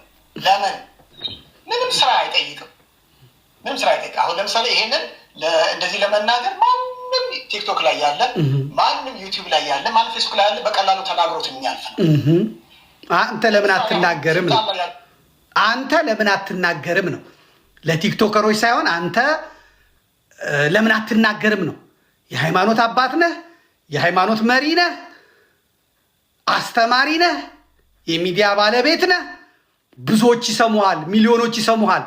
በተለይ የተመራመረው ክፍል ያዳምጠኛል የምትል ስለሆነ ጉዳዩን ለቲክቶከሮችና ማቅለል ሳይሆን አብይ አህመድ ገዳይ ነው፣ አብይ አህመድ ጨፍጫፊ ነው፣ አብይ አህመድ አራጅ ነው፣ አረመኔ ነው ለማለት ለምን ያዘህ ነው ጥያቄው። ቀጥል። ሰዎች ይህን ጭፍጨፋ እያዩ የዝሆን ጆሮ ይስጠን ያሉትን አይናቸውን የመለሱትን ሰዎች ለፍርድ ይቀርባሉ። እኔ በእግዚአብሔር ያለኝ እምነት ይሄ ነው። አንድ ቀን ለፍርድ ይቀርባሉ። እሱማ እንደዚያ ለማድረግ ጫካ ገብተዋል። እየተዋደቁ ነው፣ እየሞቱ ነው፣ ተጨፈጨፍን፣ ተገደልን እያሉ ለምን አትናገርም ነው የተባለው። ያለው ጄኖሳይድ ነው አይደለም ተብለሃል። ደግሞ ጄኖሳይድ ነው አይደለም እንዲህ ለማለት ለምንድን ነው እንትን ያለው? አይ ማስኪሊንግ ነው፣ ጅምላ ጭፍጨፋ ነው። እንስማው፣ አታድነው። ጄኖሳይድ የሚለው ከኒውክሌር ከሚለው ጋር እኩል ነው። እሺ፣ እንዴት ነው ዝም ብለን እንደፈለገ መሬት ለመሬት የምናልከሰክሰው? ይሄን ማነሳው ለምንድን ነው? የክርስቲያኖቹ ፍጅት እኔ አሁን ተደጋጋሚ የምጠቀምበት ቃል ፍጅት የሚለው ነው፣ ማስኪል የሚለው ነው። ይህንን ፍጅት ሌሎችም ሰዎች አንስተው የእኛን እየደረሰብን ያለው በእምነታችን ምክንያት እየደረሰብን ያለውን አደጋ እንዲናገሩልን የምንፈልግ ከሆነ የምንናገርበትን ቃል መምረጥ አለብን። ለዚህ ግን እኔ ብያኔ መስጠት አልችልም፣ ምክንያቱም የሙያው ባለቤት አይደለሁም። ስለዚህ ለምንድን ነው የህግ ሰዎች የሆናችሁ ይሄ ሙያችሁ የሆነ ሰው ኦርቶዶክሳውያን የሆናችሁ ለምንድን ጉዳዩን አጥንታችሁ ይሄንን ቃል በጠቅላላው እንጠቀም የሚለውን ለምንድን ነው የማታቀርቡት የሚል ምናልባት ይሄ ነገር የቅንጦት እንትን ሊሆን ይችላል። አዲስ የተባበሩት መንግስታት አሁን ጄኖሳይድን እንዲህ ነው የሚገልጠው። በከፍልም ይሁን በሙሉ የአካባቢውን በሃይማኖታዊም ይሁን የጎሳም ይሁን የዘርም ይሁን ለማጥፋት የሚደረግ ግድያ ወይም ወንጀል ጄኖሳይድ ነው ብሎ ይጠራዋል። እርሶም ቀደም ሲል እንደገለጡልኝ አንድ አካባቢ ያለን ማህበረሰብ ለማጥፋት ከተደረገ የጄኖሳይድ ድርጊት ነው ብለውኛል። እኔ ማስኪሊንግ ነው ብለዋል። ማስኪሊንግ የጅምላ ነው። ግን የጅምላ ስንል ክርስቲያኑንም ሙስሊሙንም እምነት የሌለውንም ሰብስቦ በጅምላ መፍጨት እንዳይሆን ሰጋለሁ። ይሄ የአርሲው ግን ኦርቶዶክሶችን ለይቶ ነው፣ አነጣጥሮ ነው። እርስዎ እንዳሉት አባገዳዎች አልተገደሉ፣ ሼኪዎች አልተገደሉ፣ ሀደሲንኪ አልተገደሉ። ኦርቶዶክስ ክርስቲያኖች ናቸው ይሁነኝ ተብለው የተጨፈጨፉት። ይሄንን ጭፍጨፋ ጄኖሳይድ ለማለት ለምንድን ነው እሱ ያመነቱት? እርስዎ ምስራቅ አርሲ ላይ እየተፈጸመብን ያለው ጄኖሳይድ ነው ብሎ የሚናገር የቤተክርስቲያን አቋም ቢገለጽ ግን ኮንፎርተብል እንግዲህ ያንን ቃል ለመጠቀም ግን ያንን ቃል ጀማሪ መሆን አልፈልግም። ጄኖሳይድ መሆኑን የሚያሳዩ መረጃዎችን በሙሉ ግን አቀርባለሁ።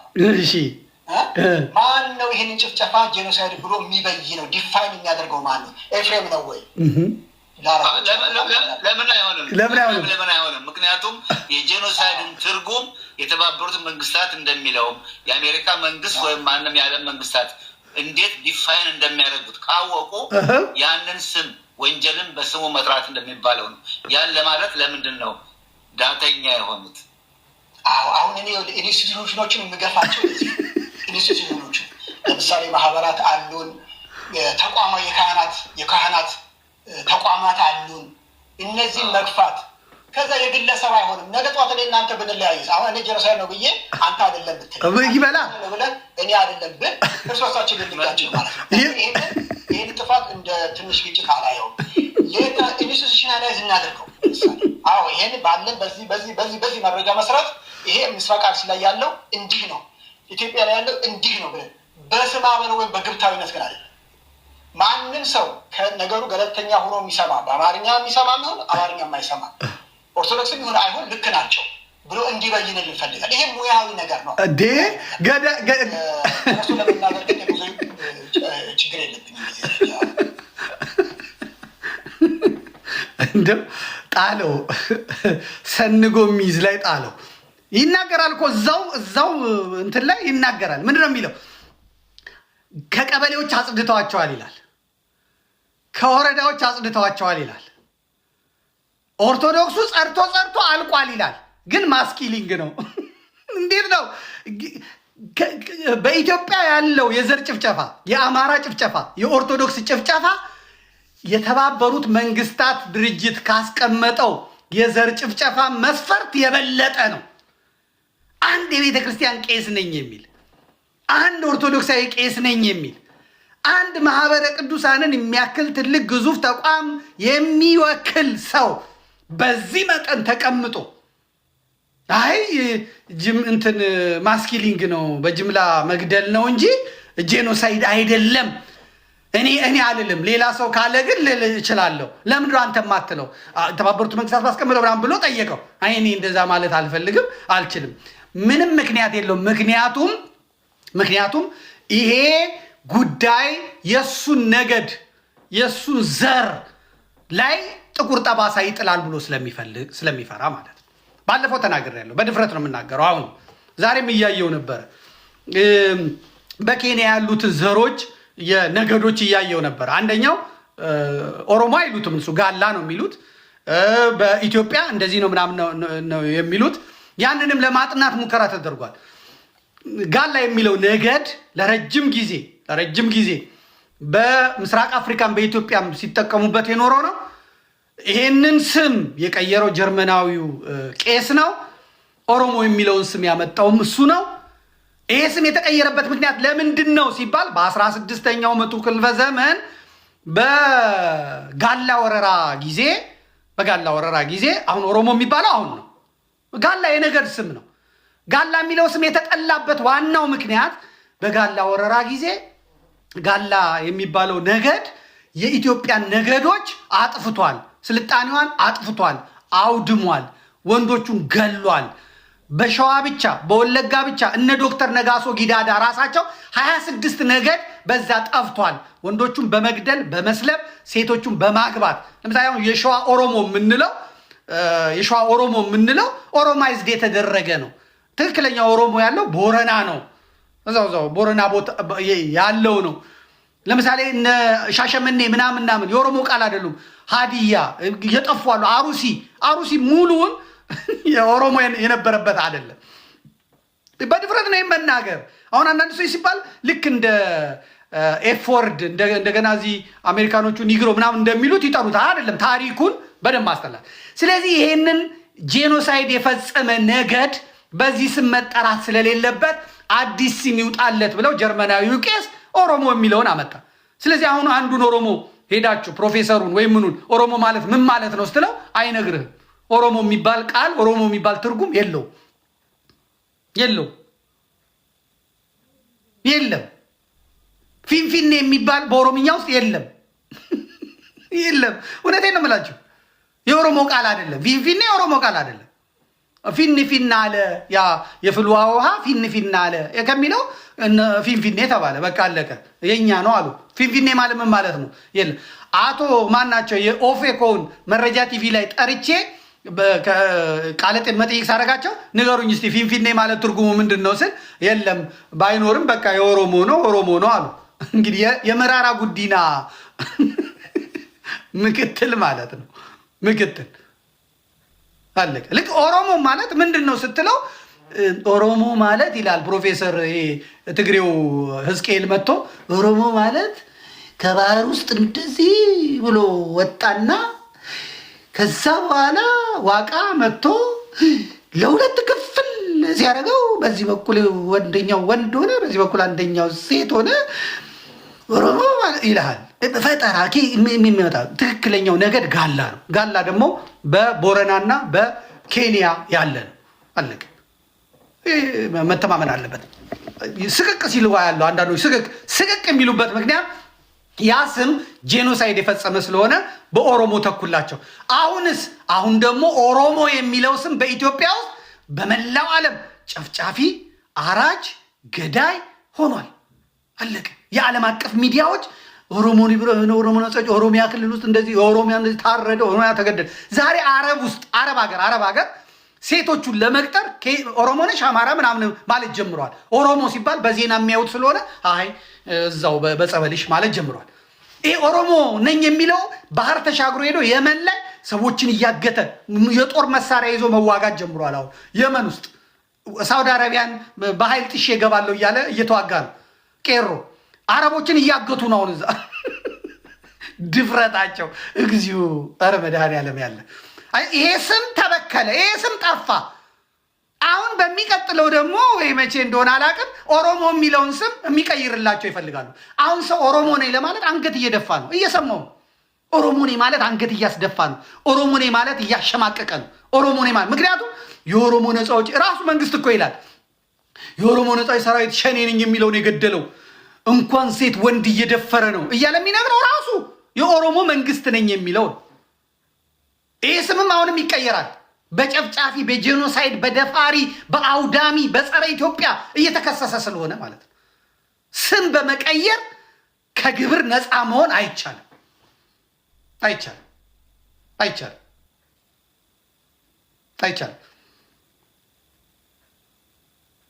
አንድ ሰው መጥቶ እኔን ሲያደርግ ጋላ ነው ኦሮሞ ነው ብሎ ኦሮሞ ነኝ ብሎ ሲመጣ ጋላ ነኝ ማውራት ይችላል። ኦሮሞ ነኝ ካለ ትርጉሙን ንገረኝ። ኦሮሞ ምንድን ነው? ኦሮሞ ማለት ምንድን ነው? መቼ ነው ይወጣልህ? ማን ያወጣልህ ብዬ ነግሯለሁ ማለት ጋላ የሚለውን አማራ አላወጣለትም፣ ትግሬ አላወጣ ራሱ ነው ይዞ የመጣው መተርጎም የሚችለው ራሱ ያለ። ይሄ አሁን እዚህ ከተማ ቲክቶክ ላይ ምናምን ኦሮሞ ሌንጫ የሚለው ፎጋሪ በለው ሌባ በዛ በጋላ ስም የሚነግድ ጊዜው ዘመኑ የኔ ነው የሚል እንጂ አይደለም። አብዛኞቹ ደግሞ ግማሽ ግማሽ ናቸው። አሁን ጃዋር መሐመድ እናቱ ኦርቶዶክስ አማራ አባቱ ነው ያሩሲ። እንግዲህ ሀዲያም ሊሆን ይችላል፣ ግን ኦሮሞ እንጀራቸው ነው። ኦሮሞ አሁን ላሉት እስከ መቼ እንደሚያበላቸው አይታወቅም። ፌስቡክ ላይ አይታችኋል። አሁን ፌስቡክ ላይ ተስፋዬ ከበደ እስከ ዛሬ ጽፎ የሚያውቁት ተስፋዬ ከበደ ወልደ ማርያም ከዛ ሌሊሳ ይላሉ። ወይም ደግሞ ወልደ ማርያም የሚለውን ይሰርዙና ተስፋዬ ከበደ ኤል ይላሉ። ምንድን ነው ኤል ስትላቸው ሌሊሳ።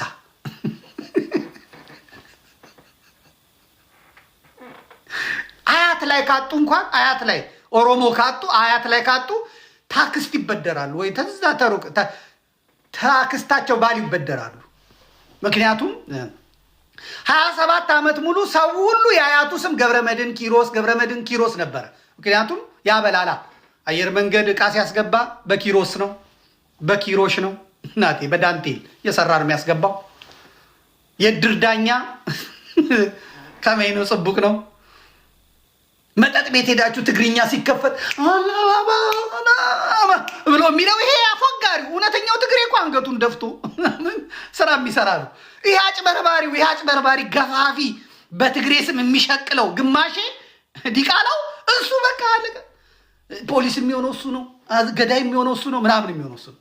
ልክ የትግሬ መንግስት ወድቆ ደደቢት ሲገባ ያው ሰውዬ መጥቶ በእናቴ እኮ ኦሮሞ ነኝ ይላል። እኔ ፈይሳ ነኝ ቶሎሳ ነኝ ይላል። ብዙዎቹን ተመልከቷቸው። ትናንትና ትግሬ የነበሩ ሰዎች ዛሬ ፈይሳ ሆነዋል። አቀማቀም ይላል። ልክ የመንግስት ሲወርድ ደግሞ በቃ ይመጣል። ወላይታ ቢመጣ፣ ጉራጌ ቢመጣ፣ አፋር ቢመጣ ይቀይራሉ እነሱ። ድሮ እኛ አፋር ነበርን የሉሲ እንደውም ቅድመ አያቴ የነበረች ሁላ ብሎ ይመጣል። አይፈራም። ሃይማኖት የለው ምግባር የለው ምን የለው ምን ቸገረው? አላያቸውም? አሁን ጾታቸው ብቻ የቀራቸው ሰዎች ትገረማላችሁ። ስለዚህ መቀየር አይቻልም። አምጣልኝ የጅምላ ጭፍጨፋውን ይናገራል እኮ ማስኪኒንግ የሚለውን ጸድተው አልቀዋል ይላል ኤፍሬም እሸቴ። ስሙት። ኃይል አለ በምስራቅ አርሲ የጅምላ ስሙ ወይም ነገር ግን በምስራቅ አርሲ ያለው ኦነግ ሸኔ በወለጋ ካለው ኦነግ ሸኔ የተለየ ዓላማ ነው ያለው። አሁን ምስራቅ አርሲ ላይ ያለውን ጭፍጨፋ የሚመራው ይሄ የተደራጀ ኃይል የእምነት አቋም ያለው ነው። የኦርቶዶክስ ተዋህዶ ቤተክርስቲያን ምስራቅ አርሲን ከክርስቲያን ማጽዳት የሚፈልግ ኃይል ነው። በነገራችን ላይ ሙሉ በሙሉ ክርስቲያን የሌለባቸው ወረዳዎች ስሙ የገጠር ቀበሌዎች እና ከተሞች ኦርደር የሚፈጠሩ ነው። ነገ ከነገ ወዲያ በሌላ እምነት መመሪያ ሊተዳደሩ የሚችሉ አካባቢዎች እየተፈጠሩ ነው። ገጠሮችን ኦልሬዲ አጽድተው ጨርሰዋቸዋል። ይሄን ከገጠር ጀምሮ እያጸዱ እንግዲህ እያጸዱ የሚለውን ቃል ሌላ ቃል ስላላገኘሁለት ነው እንጂ ክርስቲያኑ ቆሻሻ ሆኖ አይደለም። ግን በቀዱ እየጨፈጨፉ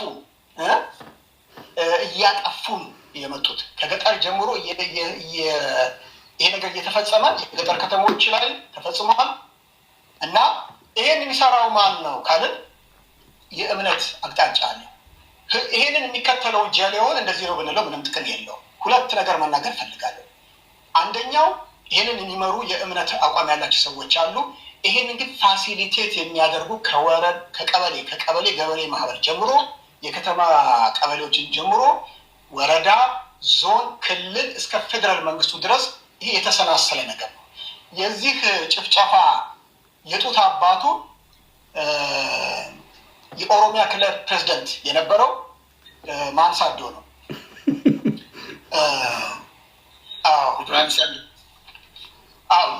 ጁነዲን እነግርሃለሁ። ኃጢአቱን ወደ ጁነዲን ሊወስደው ነው። መስራች ነው። አዎ እነሱ ዝግጅት ላይ ናቸው። የታወቀ አንድ በጣም እንትን ያለ ሰው መጥቶ ኃጢአቱን ወደዛ መሄድ የለበትም። ዋናው ነጥብ ግን ጸድተዋል አለ። ከቀበሌ ጸድቷል፣ ከወረዳ ጸድቷል። ስሙት፣ በደንብ ስሙት። የገጠር ቀበሌዎች እና ከተሞች ኦልሬዲ የተፈጠሩ ነው። ነገ ከነገ ወዲያ በሌላ እምነት መመሪያ ሊተዳደሩ የሚችሉ አካባቢዎች እየተፈጠሩ ነው። ገጠሮችን ኦልሬዲ አዝምተው ጨረሰዋቸዋል። ይሄን ከገጠር ጀምሮ እያጸዱ እንግዲህ እያጸዱ የሚለውን ቃል ሌላ ቃል ስላላገኘሁለት ነው እንጂ ክርስቲያኑ ቆሻሻ ሆኖ አይደለም። ግን በቀን እየጨፈጨፉ እያጠፉ የመጡት ከገጠር ጀምሮ ይሄ ነገር እየተፈጸመ የገጠር ከተሞች ላይ ተፈጽሟል። እና ይሄን የሚሰራው ማን ነው? ያዝልኝ ተውተው ሁላችሁ መስክሩልኝ። አሁን እዚህ ውስጥ ያላችሁ ሰዎች ጻፉልኝ። አሁን ኤፍሬም እሸቴ ያለው ማስኪሊንግ ወይም ደግሞ የጅግና ግድያ ነው ወይስ ጄኖሳይድ? መስክሩ። እንደውም አማራ ያልሆናችሁ መስክሩ እስቲ። ከቀበሌ ከጸዳ፣ ከወረዳ ከጸዳ፣ አሁን በቃ አካባቢውን ነፃ አድርገው መሬቱን እየወረሱ ከሆነ እየወሰዱ ከሆነ ይሄ ሲደረግ ደግሞ የሚቃወም ፓርላማ፣ የሚቃወም መከላከያ፣ የሚቃወም ፖሊስ ከሌለ፣ የተቃዋሚ ፓርቲ የሰብአዊ መብት ድርጅቶች ከሌሉ፣ አማራውና ኦርቶዶክሱ ጳጳሳቱ እንኳን የማይደርሱለት ድምፅ የማይሆኑለት ከሆነ እየጠፉ ካለ ይሄ ምንድን ነው? ስሙ ምንድን ነው? ጻፉልኝ፣ በእግዚአብሔር ጻፉልኝ። ይሄ አተት በስማም እንኳን ለማለት የማይችል በማህበረ ቅዱሳን ስም በሚዲያ ስም ኦርቶዶክስ ቤተክርስቲያን ለመድፈቅ የገዳዩን ስርዓት ስራና ሴራ ለመደበቅ የመጣን ሰው እግዚአብሔር በቁሙ እየቀጣው ያለ ሰው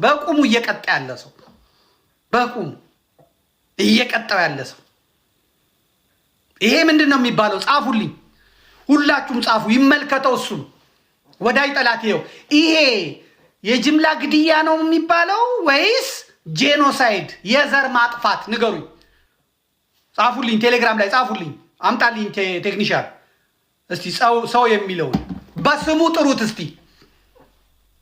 ጄኖሳይድ ወይስ ግድያ? ጻፉልኝ፣ ጻፉ። ፈራችሁ እንዴ እናንተ?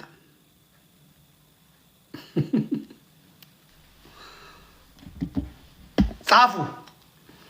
ጄኖሳይድ፣ ዘር ማጥፋት፣ ዘር ጭፍጨፋ፣ ጄኖሳይድ። ቴሌግራም ላይ ቲክቶክ ላይ በጣም እየጻፉ ነው።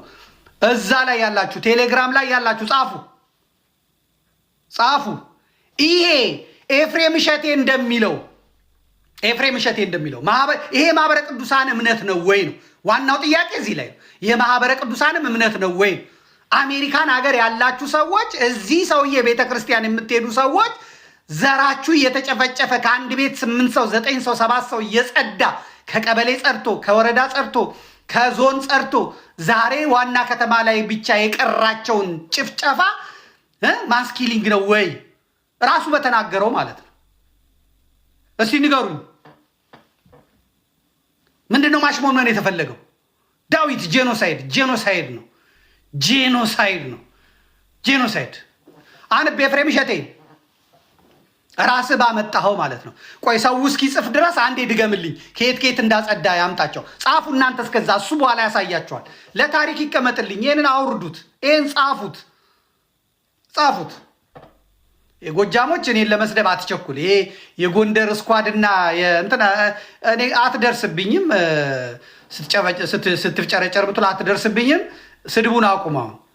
እኔ ከኤፍሬም እሸቴ ጋር ነው የምነጋገረው። አንተ እዚህ መጥተህ እኔ ላይ አፍን አትክፈት። ገና ጎጃም ውስጥ የዘር ማጥፋት የፈጸምክ የፋኖ አመራር ልክ እንደ ኦሮሙማው የጨፈጨፍክ ገና በሰነድ ነው የማቀርብህ። ገና በሰነድ አታመልጡም። ቪዲዮውን ነው የምለቀው። እዚህ ቪዲዮውን ነው የምለቀው። ጠብቅ። በስድብ አልቆምም። እዚህ ውስጥ እናንተ መልስ አትስጡ፣ ምን አትበሉ። እዚህ ጋር አሁን ጄኖሳይድ ነው አይደለም ጻፉ ነው ያልኩት። ቴሌግራም ላይ ጻፉ፣ ከዛ በዶክመንት አስቀምጡት፣ ለትውልድ ይቀመጥ። ይሄ ፌክ ቄስ፣ ይሄ አታላይ፣ ይሄ አጭበርባሪ፣ ይሄ አጎቱ ኦነግ የሆኑ ይሄ አስመሳይ ሰው የሚናገረውን እንስማ። ይህን ከዘመዴ ነጭ ነጯን ፕሮግራም ውጭ የትም አታገኙት። ይሄ የሐረርጌው መራታ ሙሉ ነፃነቱ የሚናገርበት ነው። ማንንም ምንንም ሳይፈራ ማለት ነው። የኔን የጫነውን ዩቲዩብ ላይ አውርዶታል። ራሱ የዘር ጭፍጨፋ ሲልበት የነበረውን አጥፍቶታል። እሱን አውርደንበታል። አውርጄዋለሁ። እንስማው። የገጠር ቀበሌዎች እና ከተሞች ኦልሬዲ የተፈጠሩ ነው። እሺ ነገ ከነገ ወዲያ ከመጀመሪያው አድርገው እንጂ የኦርቶዶክስ ተዋህዶ ቤተክርስቲያን ምስራቅ አርሲን ከክርስቲያን ማጽዳት የሚፈልግ ኃይል ነው።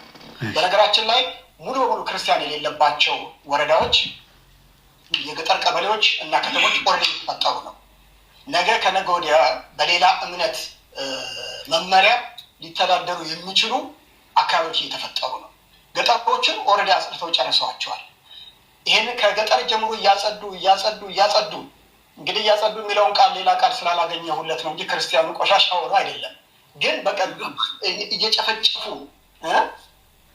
እያጠፉን የመጡት ከገጠር ጀምሮ ይሄ ነገር እየተፈጸመ የገጠር ከተሞች ላይ ተፈጽሟል እና ይሄን የሚሰራው ማን ነው ካልን የሚሰራው ነገር እንግዲህ ተነጥሏል ነው የሚለው። እንካ እሱ ሊደብቅላቸው የሚፈልገውን እንመልከት። እነሱ እየሰለጠኑ ነው። እንደገና ደግሞ ምን ይላል እሱ? እንትን አትበሉ ይላል። አትደግፉ፣ እንትን አትበሉ ይልልኛል ማለት ነው። እንሰማዋለን። ይሄ የሚባለውን እናንተ አሁን ጻፉልኝ። ከቀበሌ ከጸዳ አንድ ትውልድ፣ አንድ ነገድ፣ አባገዳ ሳይሆን ሀደ ሲንቄ ሳይሆን ጴንጤ ሳይሆን እስላም ሳይሆን ከነገድ አማራ፣ ከሃይማኖት ኦርቶዶክስ፣ ኦሮሞ ኦርቶዶክስ፣ ጉራጌ ኦርቶዶክስ፣ ወላይታ ኦርቶዶክስ፣ ትግሬ ኦርቶዶክስ ከጸዳ ይሄ ምንድን ነው የሚባለው ነው እየጠየኳችሁ ነው። መልሱ እስቲ። አምጣልኝ አንተ አሁን መልስልኝ፣ አንብልኝ። ይኸው ሁላችሁም ጻፉ። ይሄን ነው እያልኩ ያለሁት። የዘር ማጥፋት ነው፣ ጄኖሳይድ ነው። አማራ የሚቀልበው ይሄንን ነው። አማራ የሚቀልበው ይሄን ሰውዬ ነው። አሁን ተመልከቱ፣ የሚቀልበው ይሄንን ነው።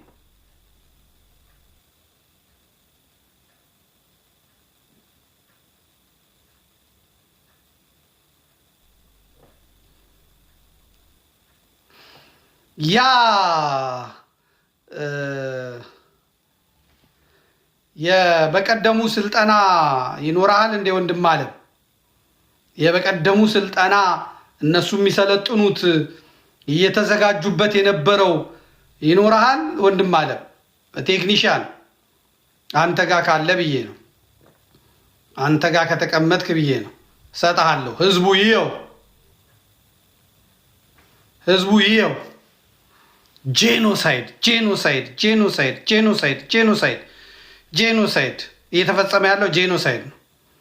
እየተፈጸመ ያለው ጄኖሳይድ ነው።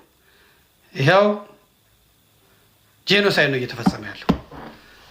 ምን ይላል እሱ? መጥቶ መደራጀት ትክክል አይደለም ይላል። ብርሃኑ ጎበና የሚባለው ተክለ ሃይማኖት ቤተ ክርስቲያን ውስጥ መደራጀት ትክክል አይደለም፣ መመለስ ትክክል አይደለም ይላል። አማራ በገዛው በ8 ሚሊዮን ብር በተገዛ የአማራ ቤተ ክርስቲያን ውስጥ እዛ ተቀምጦ በፍጹም ይላል ብርሃኑ ጎበና ማለት ነው። ይሄ አደባባይ ሚዲያ ላይ ያለ ሰው ማለት ነው። የትግራይ ጄኖሳይድን ትግራይ ላይ 6 ቦምብ ነው ጣል ማድረግ ያለው ዳንኤል ክብረት ከዚህ ከአደባባይ ከዚህ ከኤፍሬም እሸቴ ጋር አንድ ላይ ሆኖ ነው። በሱ ሚዲያ ነው ቀርቦ ያን የተናገረው። ብርሃኑ ጎበና ደግሞ እዛ ቤተ ክርስቲያን ውስጥ ቀርቦ በፍጹም ትክክል አይደለም ይላል። ትክክል አይደለም፣ እንደዚህ ማድረግ ትክክል አይደለም ይላል ብርሃኑ ጎበና። ያ በመጽሐፉ የምናውቀው፣ ያ በስብከቱ የምናውቀው አይቻል መደራጀት ትክክል አይደለም ይላል። ኤፍሬም እሸቴ ራሱ ደግሞ ከሞገስ ጋር ቀርቦ የሚለውን ሰምተን እንምጣ። ኤፍሬም እሸቴ መጥቶ በፍጹም መደራጀት መከላከል ትክክል አይደለም ይላል። እንስማው፣ ሰምተን እንምጣ። ከዛ በኋላ እንዴት እየሰለጠኑ እንዳሉ እነሱ በገጠር በከተማ ያለውን እናይና አጠቃላይ ደግሞ ጂሃድ ለማወጅ እንዴት ተዘጋጅተው እንዳሉ እናያለን። ምናልባት ከጎረቤታችሁ ነው የሚጀምሩት። መዝግቡልኝ፣ ከጎረቤት ነው የሚጀምሩት። ምናልባት በግልጽ በአደባባይ መናገር ጀምረዋል። አብይ አህመድም ምናልባት በአንድ ቀን መቶ ሺዎች የሚታረዱበት ትራጀዲ ሊፈጸም ይችላል ያለውን ወደድክም ጠላህም እውነቱን ነው የምነግርህ። እውነቱን ትይዘዋለህ። ዛሬ መከላከል ካልቻልክ፣ ዛሬ የአካል ብቃት እንቅስቃሴ ካላረግ፣ ምክንያቱም በስብከት አይቆምም፣ በጸሎት የሚቆም አይደለም፣ በምን የሚቆም አይደለም። ይሄ ፈጣሪን ይዘህ መመከት ስትችል ብቻ የምታቆመው ነው። ሰው እንዴት 8 ቤተሰቡ መጥቶ በብላሽ ታርዶበት ቢቢሲ ሄሎ እንደዚህ ሰው ተገድሏል፣ የለም ሰላም ነው ዞረ። ይሄ እኮ ነው ጄኖሳይድ ማለት። ከዛ ይሄ ደግሞ እንደዚህ አይነቱ ኦነግ ተሰባስቦ ይመጣና መደራጀት ትክክል አይደለም ምናምን አይደለም ይላል። ለእነዚህ ገንዘብ የሚያዋጣው ማን ነው? አማራው። አሁን አይታችኋል። ሚዲያዎቹን ገንዘብ የሚሰጣቸው ማን ነው? አማራው። ኢትዮጵያኒስት ነኝ ምናምን በኢትዮጵያ ስም አንድ ኦሮሞ ለኢሳት አያዋጣም። አንድ ኦሮሞ አንድ ትግሬ ለኢሳት አያዋጣም። አንድ ኦሮሞ አንድ ትግሬ ለኢትዮ 360 አያዋጣም። ለሀብታሙ ሰገነት አያዋጣም። አንድ ኦሮሞ አንድ ትግሬ ለአደባባይ አያዋጣም። አንድ ኦሮሞ አንድ ትግሬ አያዋጣም። እነዚህን ጸረ አማራ ትርክት የሚያደርጉትን የሚረዳቸው ማን ነው ያልን እንደሆነ አማራው።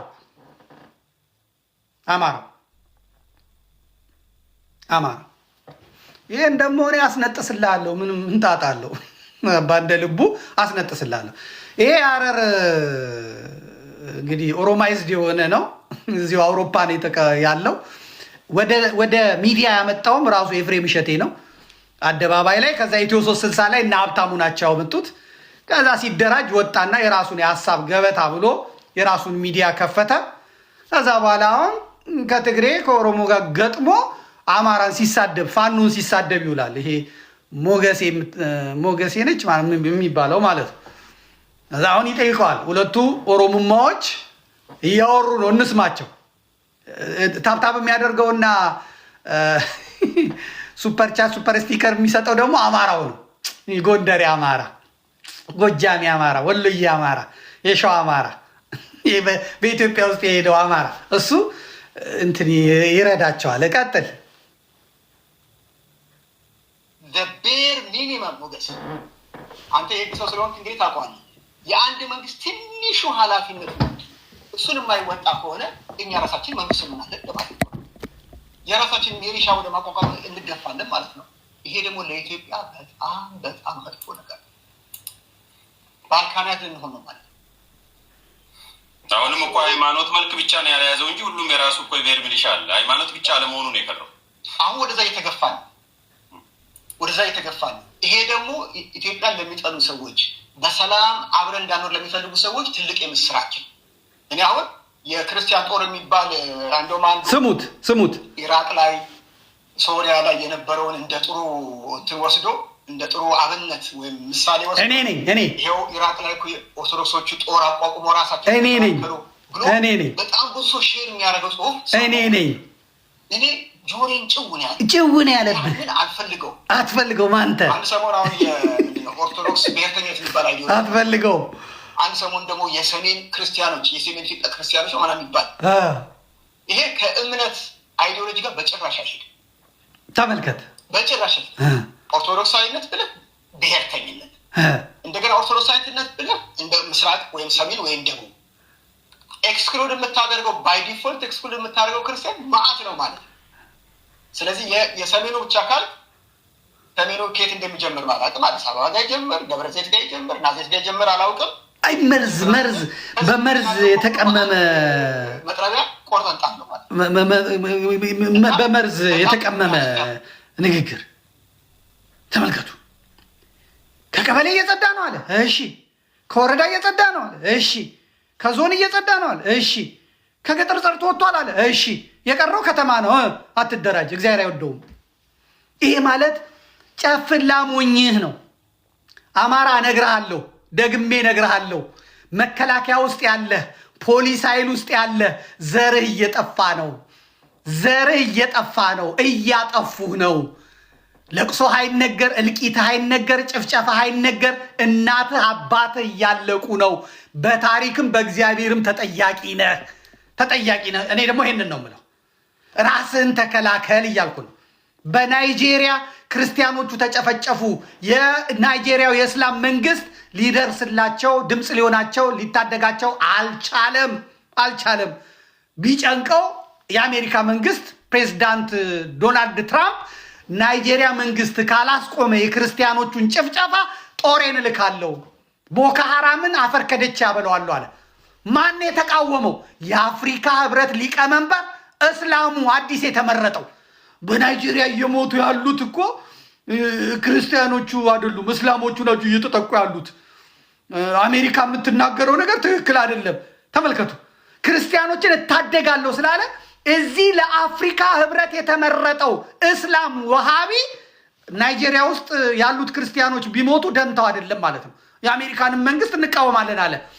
አያችሁ፣ የትም ቢሆኑ አይለቁም። እነሱ እስልምናቸውን አይለቁም። መታወቅ አለበት። ኢንተርቪውን የሰማሁት እኔ የአፍሪካ ህብረት አዲሱ ሊቀመንበር እና አብይ አህመድ ያስመረጡት እስላሙ ሰውዬ ለፕሬዚዳንት ትራምፕ በፍጹም ናይጄሪያ ውስጥ ክርስቲያኖች ብቻ አይደለም የሚሞቱት ብሎ ነው ቃለ መጠይቅ ሲሰጥ የሰማሁት። እነሱ እኮ በቤት ውስጥ መጀመሪያ በቤት ውስጥ በድብቅ ያደርጉት የነበረውን ስልጠና እንመልከት። በዛ ምንም ስላልተባሉ አደባባይ ላይ ውሹ ካራቴ ሰልጥነው ወጥተዋል። ከዛ የጦር መሳሪያ ልምምድ ይዘዋል። ይመጣልሃል፣ አላሁ አክበር እያለ ይመጣልሃል። ሶስቱንም እንዲህ መጀመሪያ ደሴ ኮምቦልቻ ውስጥ ተመልከቱ። ይሄ የሐፊዝ ትምህርት ቤት ነው። ቁርአን የሚቀሩበት ምን የሚቀሩበት ነው። እደጃለው ማለት ነው። እደጃለው ፖስተሩ ማንትስ የሐፊዝ ትምህርት ቤት ነው የሚለው ኮምቦልቻ ያለው ማለት ነው። አሁን ከፋኖ ጋር ይታገል ዘንድ መንግስት የሃይማኖት ግጭት አድርጎ የወሎ እስላሞች ከወሎ ክርስቲያኖች ጋር እንዲጣሉ እያሰለጠነው ያለው ጦር በድብቅ እንዲህ ነው የሚሰለጥነው። እንመልከተው። ኮምቦልቻ 2 1 2 1 2 1 2 1 2 1 2 መርቀዝ እንግዲህ ተመልከቱት። ሁለተኛውን ሂድ ይኸው ተመልከቱት።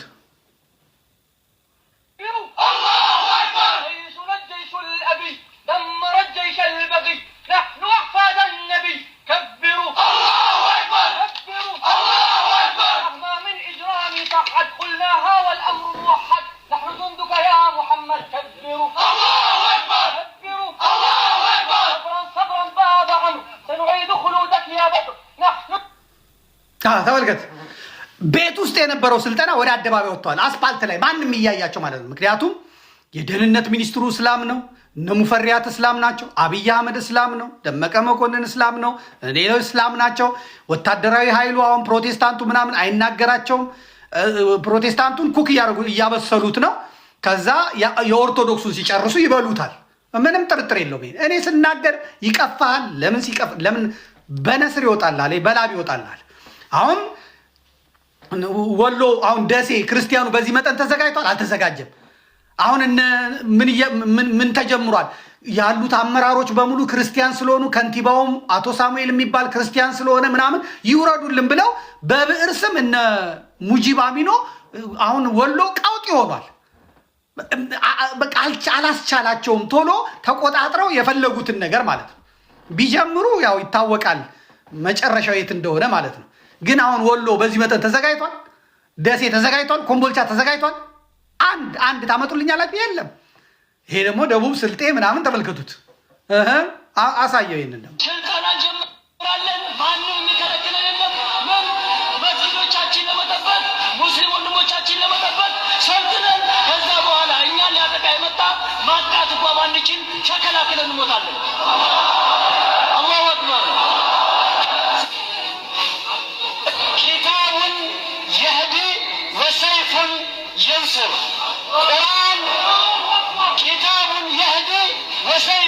ረሱል። ቁርአን ትክክለኛውን መንገድ ይመራናል። ሰይፍ መሳሪያ ግን ማንነታችን ያስከብራል። በግልጽ ነው፣ በግልጽ በሐረር ሌላ ነገር እያነሱ ነው። መከላከያ ውስጥ ወታደሮቻቸውን አስገብተዋል። ጄኔራሎቻቸውን መርጠዋል፣ ይዘዋል። ሰይፉም ስለቱም ገብቷል። ደሴ ጦሳ ተራራ ላይ የሚሰለጥነው ጦር አይደለም። ጂሃድ ይታወጅ መታወጅ አለበት ብለው አዲስ አበባ ተቀምጠው ፖድካስት እየተናገሩ ነው። የሚይዛቸው የሚናገራቸው የለም። አሳያለሁ፣ አሁን እሱን አሳያለሁ። መጨረሻ ላይ እንትኑን ካየን በኋላ እናያለን። ይሄንን ኦርቶዶክሱ ራስን አዘጋጅ ብለህ ስትናገር እነ ኤፍሬም እሸቴ ይመጡና በቄስ ሰበብ እኔ ደስ አይለኝም፣ ይቀፈኛል፣ መደራጀት የለብንም፣ ራሳችንን መከላከል የለብንም፣ ከቀበሌ ጸድተናል፣ ከወረዳ ጸድተናል፣ ከዞር ጸድተናል፣ በቃን ዝምን ማለት ነው፣ እንደ ጳጳሳቱ ዝም ማለት ነው ያለብን፣ እንደ አቡነ ሳዊሮስ ነው መሆን ያለብን፣ እንደ አቡነ ዲዮስቆሮስ ነው መሆን ያለብን፣ እንደዛ ነው መሆን ያለብን፣ እንደ አቡነ ከሌ ነው መሆን ያለብን፣ በቃ ጸጥ ነው ማለት ያለብን።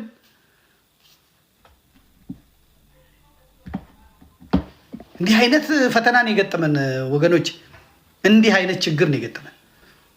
ይሄ ዝም ብሎ የሚመጣ ነገር አይደለም። በትናንሽ ስፖርት ቤቶች ሁላ እንትን እያሉ በቃ የዛቱ ነው። እንመጣላቸዋለን፣ መካነ ሰላም እንሄዳለን እና የስልጤ ትዕቢተኛ ብረት ትንሽ አንስቶ የፎከረ ነው። ተደብቀው አይደለም፣ በአደባባይ አሳያቸው። ዱርዬ ልንሆን ይችላል። ይቺን እንግዲህ እንትን አይ ስልጤ እሺ፣ ምንም ዱርዬ ልንሆን እንችላለን። ትናንትና በአባቶቻችን ስታደርጉትን የነበረውን ግፍ ዛሬ እንደግማለን ብላችሁ እንዳታስቡ። ፍሪ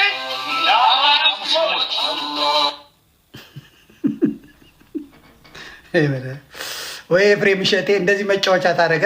ግድ የለም በኃይለኛው እየተዘጋጁ ያሉትን በደንብ እንመልከተው። ሰፋ አድርግላቸውና እንመልከተው በኃይለኛው ማለት ነው። ከስንት ሰዓቱ ቆርጬ እችን አቀርብላችኋለሁ። ልቀቅላቸው አላችሁ አይደል?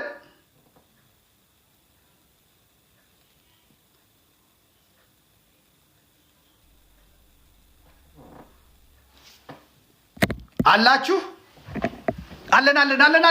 አለን በሉ 724,000 ሰው ታብታብ አድርጓል። ውጭ ያላችሁ ሰዎች ወደ ውስጥ ገባ ብላችሁ እታች ያሉትን አግዟቸው። ኮፒ ሊንክ ሼሩ ላይ እዚህ ላይ ያላችሁት እዚህ አይታያችሁም። ለነገሩ እዛ ላይ ነው የሚታየው ማለት ነው። አዎ መመልከት ትችላላችሁ። እንግዲህ መመልከት ትችላላችሁ። አሁን እየተሰለጠነ ያለው እየተዋጉ ያሉትን ይሄንን ማየት የገባው ሰው ይግባ። አሁን እንግዲህ ኤፍሬም እሸቴ ሳምንት ደግሞ መጥቶ ከሞገስ ጋር ምን እንደሚል እግዚአብሔር ይወቅ። እንስማው። ሂድ ቀጥል።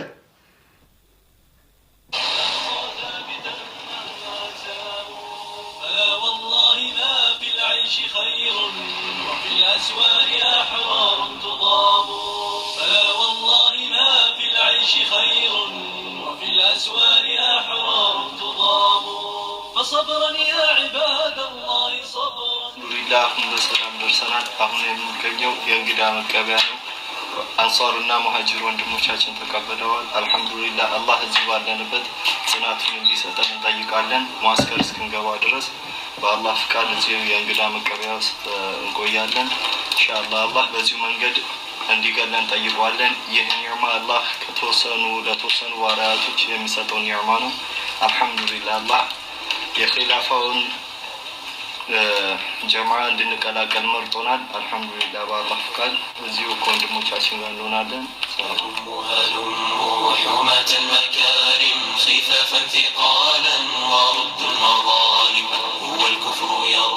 አልሐምዱሊላህ ወሕደህ ወሰላቱ ወሰላሙ ዐላ መን ላ ነቢየ በዕደህ የቁሉ ላሁ ሱብሓነሁ ወተዓላ وأعدوا لهم ما استطعتم من قوة ومن رباط الخيل ترهبون به عدو الله وعدوكم ويقول رسولنا صلى الله عليه وسلم المؤمن القوي خير وأحب إلى الله من المؤمن الضعيف وكما قال الفقهاء ما لا يتم الواجب إلا به فهو واجب በእነዚህ ሸሪዓ መረጃዎችና በዑለማዎች ቃይዳ ላይ በመመስረት ዲን እስላምን የበላይ ለማድረግ ከዳሩል ኩፍር ሂጅራ በማድረግ ወደ ዳሩል እስላም የሚመጡ ሙሃጅርና አንሳሮችን ራሳቸውን በሸሪዓዊና ወታደራዊ ዕውቀት ያንጹ ዘንድ በሼህ ሐፊዝ ሰዒድ ኻን ስም የተሰየመ የስልጠና ፕሮግራም አዘጋጅተንላቸዋል። በዚህ ስልጠና ላይ የሚሳተፈው ሙጃሂድ በመጀመሪያ ደረጃ ሸሪዓዊ ደርሶችን ይወስዳል። ይህም የሸሪዓዊ ደርስ ፕሮግራም ተውሂድን፣ ፍቅህን፣ ሲያሰት ሸርዕያን እና ሌሎችን ሸሪዓዊ ትምህርቶች ከማጠቃለሉ በተጨማሪ የአላህ ሱብሓነሁ ወተዓላ ንግግር የሆነውን ቁርአን በትክክል ይቀራ ዘንድ የተጅዊድ ትምህርትንም እንዲወስድ ይደረጋል። ሸሪዓዊ ደርሶችን ተምሮ ካጠናቀቀ በኋላም ወደ አካላዊና ወታደራዊ ስልጠናው እንዲገባ ይደረጋል። በዚህም ወቅት ለአካል ብቃት የሚጠቅሙ ስፖርቶችን ከተለያዩ ወታደራዊ ስልጠናዎች ጋር እንዲወስድ ይደረጋል። በተጨማሪም የተለያዩ የጦር መሳሪያዎችን፣ ፈንጂዎችን፣ የሬዲዮ መገናኛዎችንና ሌሎችን ወታደራዊ ቁሳቁሶች በምን መልኩ መጠቀም እንዳለበት ትምህርት ይሰጠዋል። ወታደራዊ ስልጠናው በዚህ አያበቃም። ሙጃሂዱ የሽምቅ ውጊያዎችን፣ አርባን ወርፌርና መሰል የወታደራዊ ታክቲኮችን በምን መልኩ መጠቀም እንዳለበት ትምህርት ይሰጠዋል። አላህ ሱብሓነሁ ወተዓላ በዚህ ስልጠና ላይ የተሳተፉትንም ሆነ ሌሎችንም የኡማችንን አማና መሸከም የሚችሉ እንዳደርጋቸው እንጠይቃለን። አልሐምዱሊላህ ረቢል ዓለሚን። هلموا حماة المكارم خفافا ثقالا ورد المظالم هو الكفر يربو ويثبت جاثم فأين الأبات وأين الأسود فأين الأبات وأين الأسود هلموا حماة المكارم خفافا ثقالا ورد المظالم هو الكفر يربو ويثبت جاثم فأين الأبات وأين الأسود فأين الأبات وأين الأسود إلى السابحات هلم تعال وشرد بهم بالقتال القتال إلى السابحات هلم تعال وشرد بهم بالقتال القتال وخل المداة بعد أعوذ بالله من الشيطان الرجيم بسم الله الرحمن الرحيم وأعد لهم ما استطعتم من قوة ومن رباط الخيل ترهبون به عدو الله وعدوكم إن شاء الله امتثالا لأمر الله سبحانه وتعالى يا الله سبحانه وتعالى يا اعتزاز لما فتسم زاري لي بزقجت لي نقنيالا إن شاء الله الله سبحانه وتعالى ندقمو بزهو شهادة نسكنا قني درس صناته بستن لمن وعلن أيها الكفار والمرتدين إن أنت كهرياننا كدين ودعاية تملساتشوت አላችሁበት ድረስ እንደምንመጣ ኢንሻአላህ እንተማመናለን ማለት ነው። በአላህ Subhanahu Wa Ta'ala ፍቃድ ካላችሁበት ድረስ በርድም ይሁን በክላሽ እንመጣችኋለን ኢንሻአላህ። እናንተ ሙስሊሞች ወይ ደግሞ ከሂጅራ የዘገያችሁ ሰዎች ሞትን ፈርታችሁ የወርደት ኑሮ አትምረጡ። ከሂጅራ ወደ ኋላ የቀራችሁ ሰዎች ሂጅራን ማድረግ የማይመቻችሁ ከሆነ እንኳን ባላችሁበት ካዲያኖችን በምትችሉት አጋጣሚ መዋጋት እንዳለባችሁ አስተላልፋለሁ ኢንሻአላህ። وصلى الله وسلم على نبينا محمد. بعد إلا الشهيد فمن لها بعد إلا الشهيد حماة المكارم خفافا ثقالا ورد المظالم هو الكفر يربو ويثبت جاثم فأين الأبات وأين الأسود فأين الأبات وأين الأسود إلى الحرب هيا أسودا أسود نهد القلاع ونمحو الحدود إلى الحرب هيا أسود بسم الله الحمد لله الصلاة والسلام على رسول الله إنه زاري لعلها مسكان يقبونا يماسكر يمترشا كانت شلين الدنيا ላለፉት ወር ቀን ከሌሊት ውድ ጊዜያቸውን ሰውተው እዚህ ደረጃ እንድንደርስ በአላህ ፍቃድ እዚህ ደረጃ እንድንደርስ ላበቁን ሙአሊሞቻችን አላህ ከርጅላችን እንዲወዳቸው እንለምናለን። ኢኽላስ እንዲወፍቀን ኸይር ስራችን እንዲቀበለና አሁን ለምንቀላቀላቸው ሙጃሂዶችም የጥንካሬና ኃይል ምንጫቸው እንዲያደርገን እንለምናለን። በመጨረሻም በአጠቃላይ በዓለም ላይ ለሚገኙ ሙሂዶች ከነሱም ምስራቅ አፍሪካ ከነሱም ኢትዮጵያ ስለሚገኙ ሙሂዶች በሙሉ አላህ ተዓላ ግዴታ ባረገብን ጂሃድና ሂጅራ አደራ እንላለን። አላህ ተዓላ ግዴታ ያደረገብንን ጂሃድና ሂጅራ ወደ ኋላ አትበሉ። እነሆ የደውለቱል ኢስላም ላዮች እናንተ ለመቀበል እጆቻቸውን ዘርግተዋል። ሙአስከሮቻቸውም እናንተ ለመቀበል ሁሉም ዝግጅታቸውን ጨርሰዋል። ከእናንተ የሚጠበቀው ንያችሁን አስተካክላችሁ ሂጅራ ማድረግ ብቻ ነው። እናም አደራ እንላለን ሂጅራና ጂሃድ ላይ እንዳትዘናጉ። فعن غمرة الحرب لسنا ولا نخاف بالله لومة لائم والله على ما نقول شهيد والله على ما نقول شهيد تكبير الله أكبر الله أكبر الله أكبر እንለምነዋለን። ያያችሁት ነው። ረጅም ነው፣ ሰፊ ነው። 2-3 ቪዲዮዎች አሉ። የበተኑት ነው። ዝግጁ ናቸው። ስርዓቱ የነሱ ነው። ባንክ ከፍቶላቸዋል። አብይ አህመድ እስላማዊ ባንክ ከፍቶላቸዋል። አሁን የፋይናንስ ችግር ምንም የለም። ምክንያቱም መኒ ላውንደሪንግ ይሰራበታል። ስርዓቱን መቆጣጠር አይቻልም። የኢትዮጵያ ገንዘብ አሁን ኦዲት አይደረግም። ኦዲተር አያውቀውም፣ መንግስት አያውቀውም። እንደፈለገ ቦዘኔ የሚያዘው ማይም እጅ ላይ የወደቀች ሀገር ስለሆነች በፋይናንስ ችግር የለባቸው። ባለፈው እንደሰማችሁት በኢኮኖሚ ማድቀቅ ክርስቲያኑን፣ ቤተክርስቲያኑን ማቃጠል፣ እንትኑን ቀምቶ መጮህ ምናምን ማድረግ ምናምን ያ አሁን ዲፌንድ አድርገናል። ያ ተመልሷል። አሁን ሌላ ማጭበርበሪያ ዘዴ ካላመጡ በስተቀር አሁን ገሎ ማልቀስ ቀርቷል። ገሎ አሁን ያስቸገረው ቤት ውስጥ ያለው ቤት ይሄ የክርስቲያኑን ላብ የክርስቲያኑን ገንዘብ እየበላ ያለው ነው ያስቸገረው። እሱ በይፋ ነው እየተናገሩ ያለው። ጂሃድ መታወጅ አለበት፣ በቃ እኛውን እንትን ማለት የለብንም ነው የሚሉት።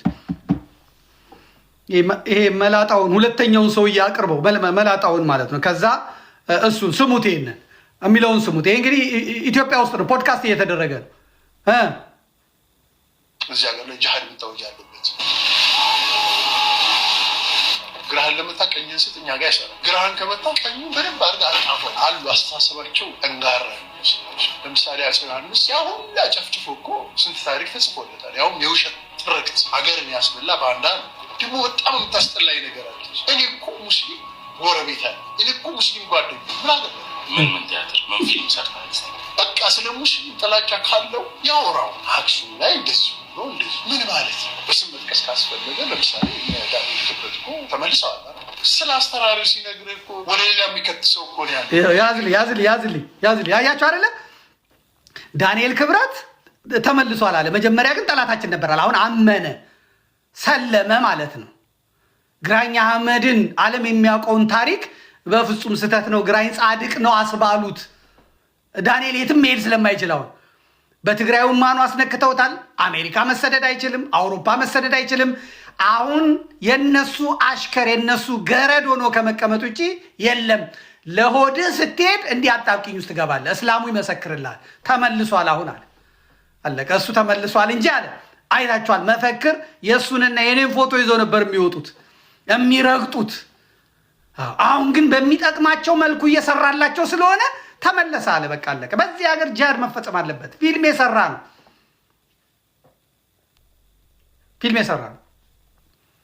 አፄ ዮሐንስ የጨፈጨፋቸውን እስላሞች አላውቅም እኔ። አፄ ዮሐንስ የጨፈጨፋቸውን አማሮች ነው የማውቀው። ጎጃምን ፍጅት አድርጎ ጎጃም እኮ አሁን ሴቶቹ በሙሉ ፀጉራቸውን ፎሮፎር አስቸግሯቸው አይደለም፣ ቅማል አስቸግሯቸው አይደለም፣ ቅጫም አስቸግሯቸው አይደለም። የጎጃም ሴት ሻሿን እንዲህ ጠምጥማ የምታዩት ተላጭታ ፀጉሯን የምታያት አፄ ዮሐንስ ጎጃምን ገብቶ ስለፈጀው ነው። ቤት ዘግቶ አቃጥሎ ስለፈጀው ነው፣ ስለጨረሳቸው ነው። ውሃ ጠማኝ ላለው ጥይት ስጠው እያለ በግንባሩ ከየአብያተ ክርስቲያኖቱ ታቦት ወጥቶ ይፈለጥ ያለ የቤተ ክርስቲያን አጥር አንድዳችሁ ቤተክርስቲያን አጥር አንድዳችሁ ቀለባችሁን ብሉ ያለ ጨካኝ የጨፈጨፈው ጎንደርን ያወደመው ጎንደርን ያጠፋው ጎጃምን ክርስቲያንን ነው አፄ ዮሐንስ የገደሉት። ክርስቲያንን ነው አፄ ዮሐንስ ያጠፉት። በቦሩ ሜዳ የነበረው ክርክር በእስልምናና በክርስትና መካከል አይደለም። በክርስቲያን በቅባትና በጸጋ በካራና በኦርቶዶክስ መካከል የነበረ ነው።